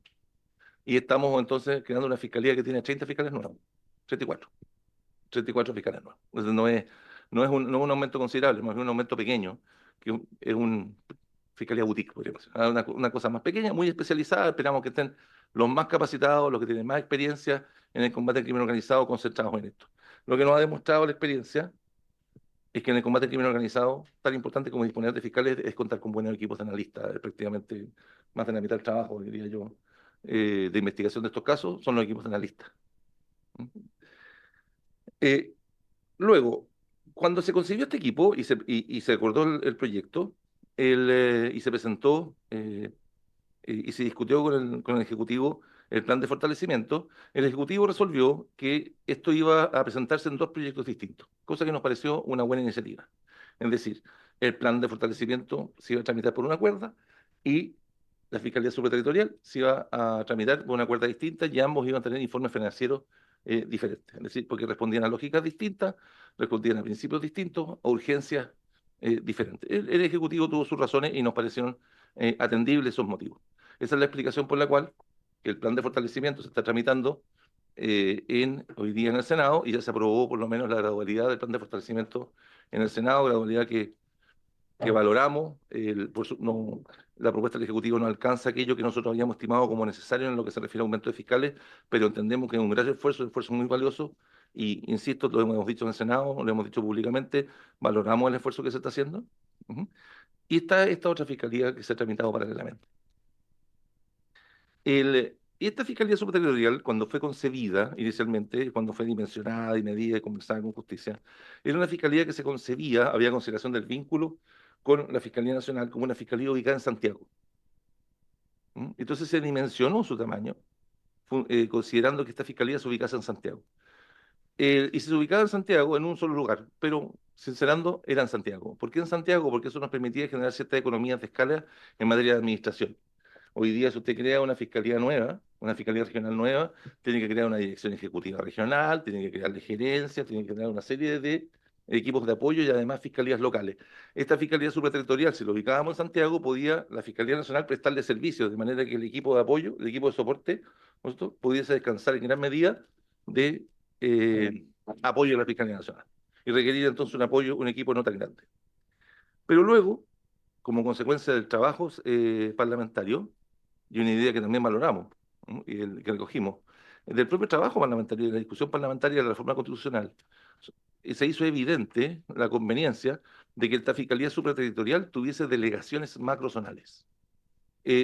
Norma que no está en la reforma constitucional porque no es necesaria, no es necesario que estuviese, era perfectamente posible establecerlo en la ley, pero como consecuencia de esa reflexión, y nos pareció que era una buena iniciativa, el Ejecutivo, cosa que compartimos y que valoramos, incorporó en el proyecto de ley, en el proyecto que reforma la ley orgánica, delegaciones macrozonales, es decir, la posibilidad de que la Fiscalía Supraterritorial y estos 34 fiscales no trabajen todos en Santiago permanentemente, sino que haya pequeñas delegaciones, pequeños grupos distribuidos a lo largo del país en las macrozonas.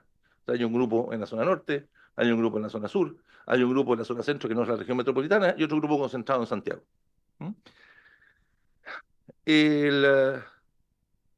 Y aquí entro a los aspectos que tienen que ver con esta comisión.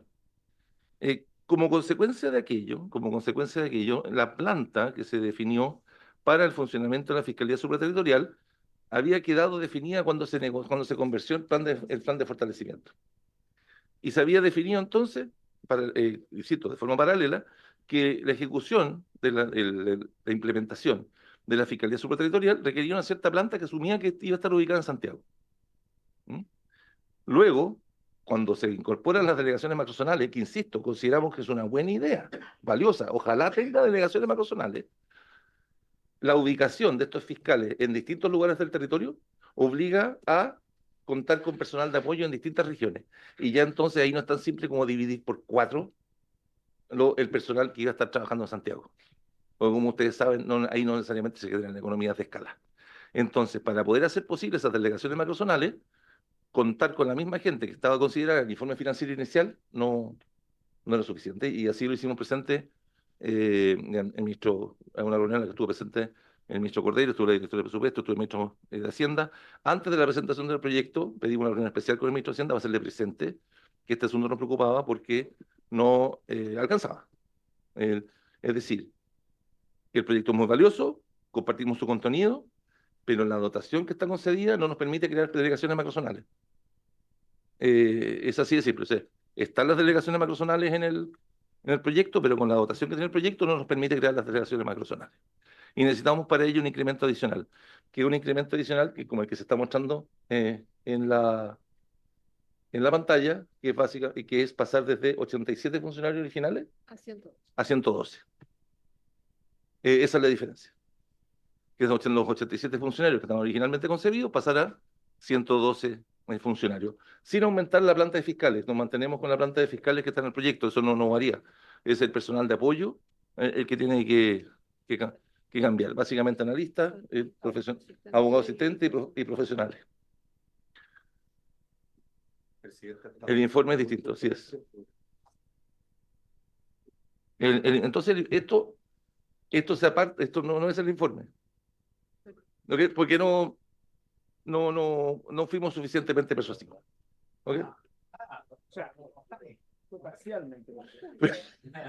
Por eso dije suficientemente. ¿Ah? Por eso dije nos fuimos suficientemente persuasivos. La planta no. Estoy terminando. Yo entiendo que está. Ya.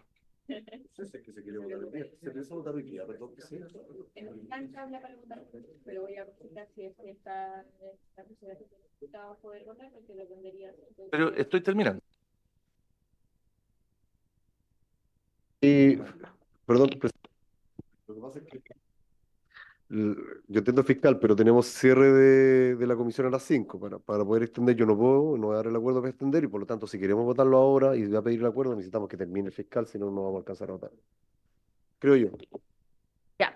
No, yo creo que no va a haber venia, entiendo, porque hay dudas y qué sé yo, y son 15 minutos, entiendo. Sí, pero no es la voluntad de todos, así que no se preocupe. Sí, voy a poner orden ahora.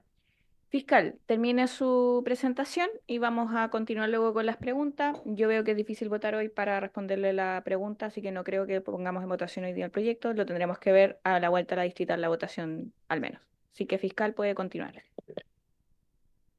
Muchas gracias. Entonces tengo que sincerar, insistir en algo que le hemos planteado, los equipos técnicos le han planteado al Ministerio de Hacienda, porque esto hemos mantenido diálogo con el Ministerio de Hacienda, y insistir en lo que el ministro sabe, no es el ámbito propiamente de su cartera, pero que el equipo de la IPRES le hemos transmitido, para que poder implementar delegaciones macrozonales, como están establecidas en el proyecto, que no estaban consideradas inicialmente cuando esto comenzó en la reforma constitucional, necesitamos una planta distinta de aquella que se está proponiendo. ¿Ok?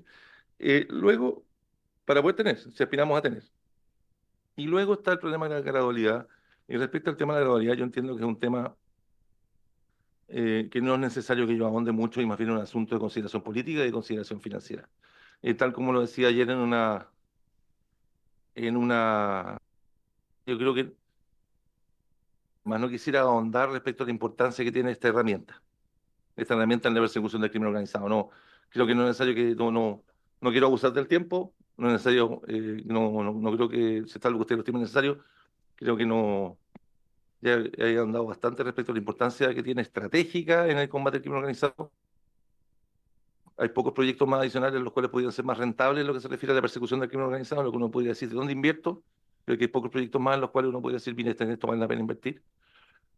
Respecto a la gradualidad, ¿qué más quisiera yo? Que pueda llegar a un acuerdo con el primer comando de la capital, que está tratando de entrar a Chile, y con la gente del Tren de Aragua para que entren de a poco. ¿Ah? Y entonces pudiera también irlo investigando a poco.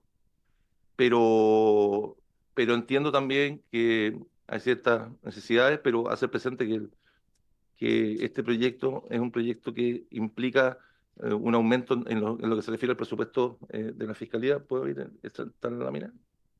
Que no está en la lámina. ¿Qué lámina es esta? La 12. La lámina 12. Esos son los montos que hoy día están involucrados en el proyecto, son 7.000, eso del proyecto original, ¿no? Sí, proyecto original. Es el- No tiene la última indicación. Ya, pero en el proyecto original estaban considerados 7.000, más o menos 7.600 millones de pesos permanentes y 1.300 millones de pesos transitorios, y en las estimaciones que nosotros hemos hecho respecto de lo que se necesitaría, están en la lámina, 8. en la lámina 8. Y en la lámina 8 estimamos que esto necesita 10.000 millones. El costo permanente pasaría de 7.300 en nuestras estimaciones a 8.800. Sí, no, lo que pasa es, disculpe, diputado, es que ese es el informe, lo que estamos planteando es lo que nosotros le hemos transmitido a Hacienda que necesitamos.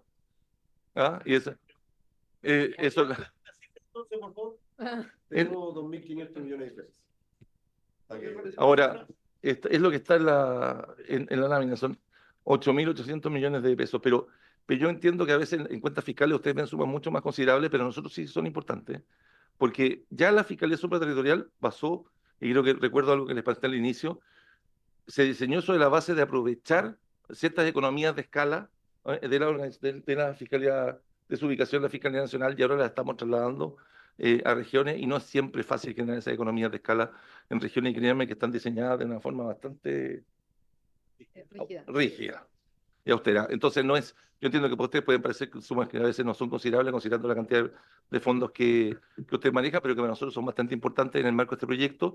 Y para cerrar, nos cuesta entender entonces que el contacto en el marco de las cuentas fiscales, las discusiones entre 3 y 4 años, pero las cuentas fiscales no las manejo yo. Gracias, Presidenta. Muchas gracias, fiscal. Ya, anoté las palabras, las doy al tiro. Diputado Sepúlveda, diputado Mellado, Frank Sauerbaum y una lista larga. Diputado Sepúlveda, sí. Sí, está. Gracias, Presidenta. No, yo creo que Ah, ya, perfecto. o sea, yo encuentro- sería lamentable que el proyecto lo tuviéramos que ver después de semana distrital. La verdad que para la preocupación que tiene Chile en este momento, ayer votamos un proyecto que era muy importante, el de las carreras de galgo, y tomarnos una semana más, 10 días más, para resolver un proyecto que es tan urgente, tan necesario, la verdad es que a mí me daría vergüenza de esta comisión, lo digo con mucha franqueza, y de este Congreso. Ahora, las diferencias de recursos que nos plantea el ministro, perdón, el fiscal nacional son súper atendibles, pero tenemos restricciones presupuestarias y sobre las restricciones presupuestarias uno a lo imposible no está obligado, digamos. A menos que quienes van a reclamar porque son pocos recursos y quieren ponerle mal al Ministerio Público, yo por cierto estoy disponible, bueno, habrá que buscar de dónde sacamos los recursos y por ahí hemos discutido largo tiempo reformas tributarias que no han visto puerto para justamente financiar en parte una mayor cantidad de recursos en la lucha global contra la delincuencia y el crimen organizado, donde una de las variables muy relevantes, y lo quiero decir, es el Ministerio Público. De nada sirve aumentar las cárceles, la dotación de las policías, en fin, todo lo que sea, sino también si no aumentamos la capacidad que tiene el Ministerio Público para investigar sobre todo los crímenes más grandes. Y sus equipos de apoyo, ojo, no es solamente fiscales, lo decía el fiscal nacional, los analistas detrás son súper relevantes para el trabajo que se realiza. Entonces, yo quiero reiterarlo. Yo sé que hay una diferencia. Yo no sé si el Ejecutivo, y lo pregunto porque al final no tenemos mucha maniobra nosotros, podemos manifestar la voluntad que existan más recursos, pero es en definitiva el Ejecutivo el que tiene resorte de esa decisión, y si hoy día esto es lo que está, y si esto no se va a mover, yo pienso que por lo menos en esta comisión debemos avanzar y darle curso a este proyecto que permite mejorar y potenciar sin duda el Ministerio Público. Todos quisiéramos mucho más, sin duda en cualquier discusión que tengamos acá sobre cualquier ministerio de repartición pública que nos plantea mejora, siempre los recursos van a ser escasos, nunca vamos a llegar al óptimo, pero pienso que esto es un importante avance para lo que requiere el Ministerio Público, a menos que obviamente, y aquí tiene la palabra por su intermedio el ministro de Justicia, pudieran si existe alguna voluntad, si existe alguna posibilidad de complementar los recursos que eventualmente el fiscal nacional está señalando de que se requieren para llegar a un óptimo en torno a este proyecto. No es lo ideal. Gracias, diputado. Nos quedan 10 minutos, así que les voy a dar, ojalá que puedan plantear sus puntos en 2 minutos. ¿Ya? Diputado Mellado. Gracias, Presidenta. Presidenta, sí, quiero un tema, primero marco legal y después quiero decir algo sobre los recursos. Lo primero, ¿el fiscal nacional solo va a estar a cargo del tema crimen organizado para poder ver o va a poder ver, acelerar cualquier causa en cualquier parte del país para hacerlo? ¿O solamente esto es el apéndice distinto a que se va a dedicar exclusivamente al crimen organizado, distinto a las causas normales que tiene que... Ya. Esa es la primera. Y la segunda es, ¿qué dotación? Porque una cosa son las cabezas, que son los fiscales, pero también necesita PIE, necesita PDI o necesita carabineros, que siempre los fiscales se quejan que no hay, ¿cierto? Y ahí necesita un ejército que tampoco están. Entonces, al final vamos a quedar cojos con la misma cantidad que hoy día tienen 1.200, 1.500 causas un fiscal, pero no tiene gente para que vaya a hacer lo que quiere hacer el fiscal. Entonces, ¿vamos a tomar con lo mismo? No lo sé. Aquí, y lo último, Presidenta, por su intermedio. Mire, nosotros le aprobamos al subsecretario del Interior hace 2 años atrás, confiamos en él y le aprobamos sin mirar, porque no tenía el plan contra el crimen organizado y le aprobamos la plata en el presupuesto. Lo dio en enero el plan de... Bien, todos los años nosotros le aprobamos. Y este año, el año pasado se lo aprobamos también. Y fíjese que en mayo, a fines de mayo, de los 33.500 millones a Carabineros le había pasado 0. A la Policía de Investigaciones de los 5.200 le había rebajado 2.300 y le había pasado 0. Listo, A diputado. otra entidad, Le toca ahora no, son 2 minutos, no, está bien, diputado. pero déjeme terminar, porque lo que quiero decir es que la plata está en el plan contra el crimen organizado, que se puede traspasar, ¿cierto?, a la fiscalía para suplir esta diferencia. O sea, no hay que sacar más plata, hay que distribuirla mejor y está en el plan contra el crimen organizado. Ahí, ministro, yo le sugiero, porque aquí debería haber estado la DIPRES o debería haber estado Hacienda, ¿cierto? Porque ahí está la plata, ministro, porque no se está gastando en el plan contra el crimen organizado y si vamos a atacar al crimen organizado Ya, diputado, en este tema, se entendió el entonces hay punto. que sacarlo de ahí. Diputado Donoso.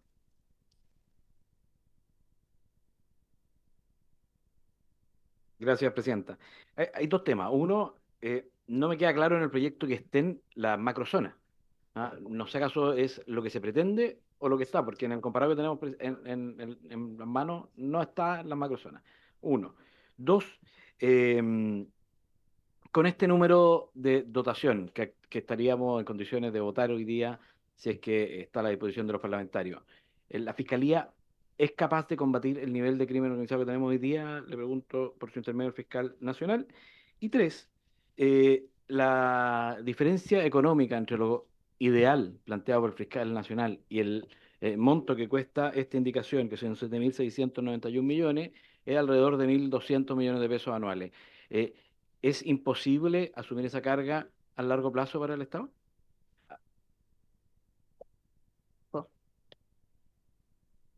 Gracias, presidente. Presidenta, perdón. A mí me parece bien el planteamiento de estas fiscalías supraterritoriales por los fenómenos nuevos que estamos viviendo en el país. Y me llama la atención que en la exposición del fiscal nacional no hable de fenómenos nuevos que también estamos viendo aquí, que son asociaciones ilícitas que están operando en el país como verdaderos trenes, que son las bandas de alcalde, por ponerle un ejemplo. Yo me imagino que este fiscal territorial abordará estas bandas de alcalde que tienen expresión en todo el país, que están a la vista y se organizan y funcionarios de las municipalidades se van a otras municipalidades a asesorarlas para formar esta asociación ilícita. Y parece que el fiscal no ve este fenómeno nuevo, porque solamente se concentró en el crimen organizado, pero no ve este fenómeno nuevo. Me sorprende. Segundo, otro fenómeno nuevo, señor fiscal, que parece que tampoco lo está viendo usted, es estas asociaciones de abogados que cometen actos de corrupción, como el caso del señor Hermosilla, y que instalan toda una infraestructura de asociación ilícita para operar.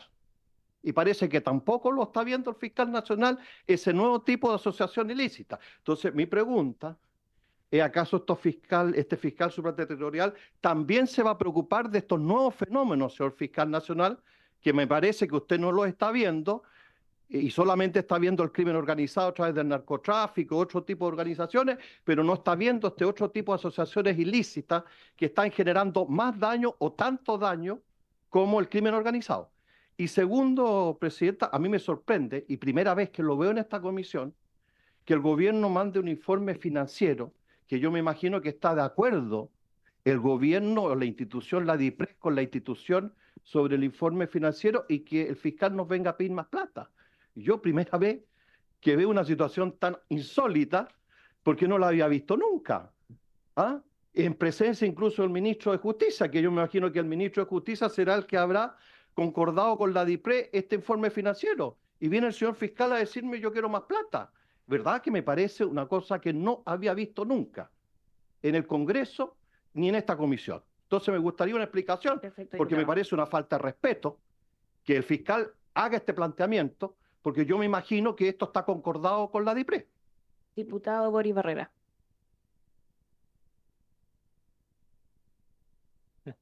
Gracias, Presidenta. No, mi consulta es más corta. Había había una estadística que decía el año pasado, parece que se hizo, o el antepasado, que cada fiscal está llevando adelante casi más de 1.700 causas. Con esta nueva dotación, quería preguntar en cuánto más o menos calculan ustedes que iba a mejorar esta estadística, y en cuánto va a disminuir, y si cree usted que va a ser, bueno, sin duda va a ser un aporte importante, pero ¿cómo lo evalúa? Diputado Romero. Diputado Cifuentes. Más bien, Presidenta, yo tengo una solicitud de orden Ya. porque yo estimo que estamos con el tiempo vencido, quedan 2 minutos, pero este proyecto, como dicen en el campo, no hay que apurar el ganado flaco. Y yo siento que aquí hay mucha discusión que hacer todavía. Entonces, no creo que tenga sentido ni siquiera prolongar esta discusión, y que hay muchas preguntas. Me sorprende que no esté la dirección de presupuesto aquí. Es una cosa muy rara. Nosotros discutimos siempre los proyectos en esta comisión con la presencia del Ministerio de Hacienda. Entonces, yo le pido, por favor, que suspendamos la sesión y que hagamos la discusión como corresponde. Gracias, Presidenta. Bueno, de todas formas, no vamos a lograr votar, yo lo dije desde un inicio, por mucho la voluntad de los diputados. Así que, bueno, sí, si les parece, solamente, ministro, para poder recabar el acuerdo, para que el ministro pueda responder a las dudas, ¿ya? Sí, no, pero solo para responder, diputado. No estamos pasado el tiempo. Ya. Dado el apuro del diputado Cifuentes, yo solo quiero decir que el informe financiero que se presentó esta semana aumenta de 87 a 98 la votación. Es para efecto, es un tema simplemente de coordinación, pero la que acabamos de haber presentado es de 87 a 98. El Ejecutivo ha hecho un último esfuerzo con el propósito de aumentar la votación. Eso nada más, señor presidente. Sí. Bueno, si le parece a la comisión que el fiscal pueda responder preguntas, bueno, ok, vamos a tener que dejarlo invitado entonces para la siguiente sesión. No, si acabo de solicitarlo y no me la dieron. No me dieron el acuerdo, así que ya, diputado, si no va a haber acuerdo, yo creo que es mejor que lo dejemos para una siguiente sesión, ¿ya? Para que no tengamos un mal resultado de la votación, ¿ya? Entonces, si les parece, la próxima sesión se vota. La próxima sesión se vota, respondemos las preguntas, conversamos entre los diputados y se vota, ¿ya? Así que por haberse cumplido Solo el una objeto de la sesión. consulta, ¿esa sesión va a quedar fijada de forma ordinaria para el martes de vuelta a la digital, o podemos aprovechar ya que estamos sesionando los días lunes Ya. precisamente? Día de ver lunes, ese día? entonces. Ya, ok, le va a quedar entonces para el... Mire, no, igual el presidente tiene la atribución para poder citar, así que ahí me quedo, yo no me quedo ahí con esa atribución. Por haberse cumplido el objeto de la sesión, se levanta.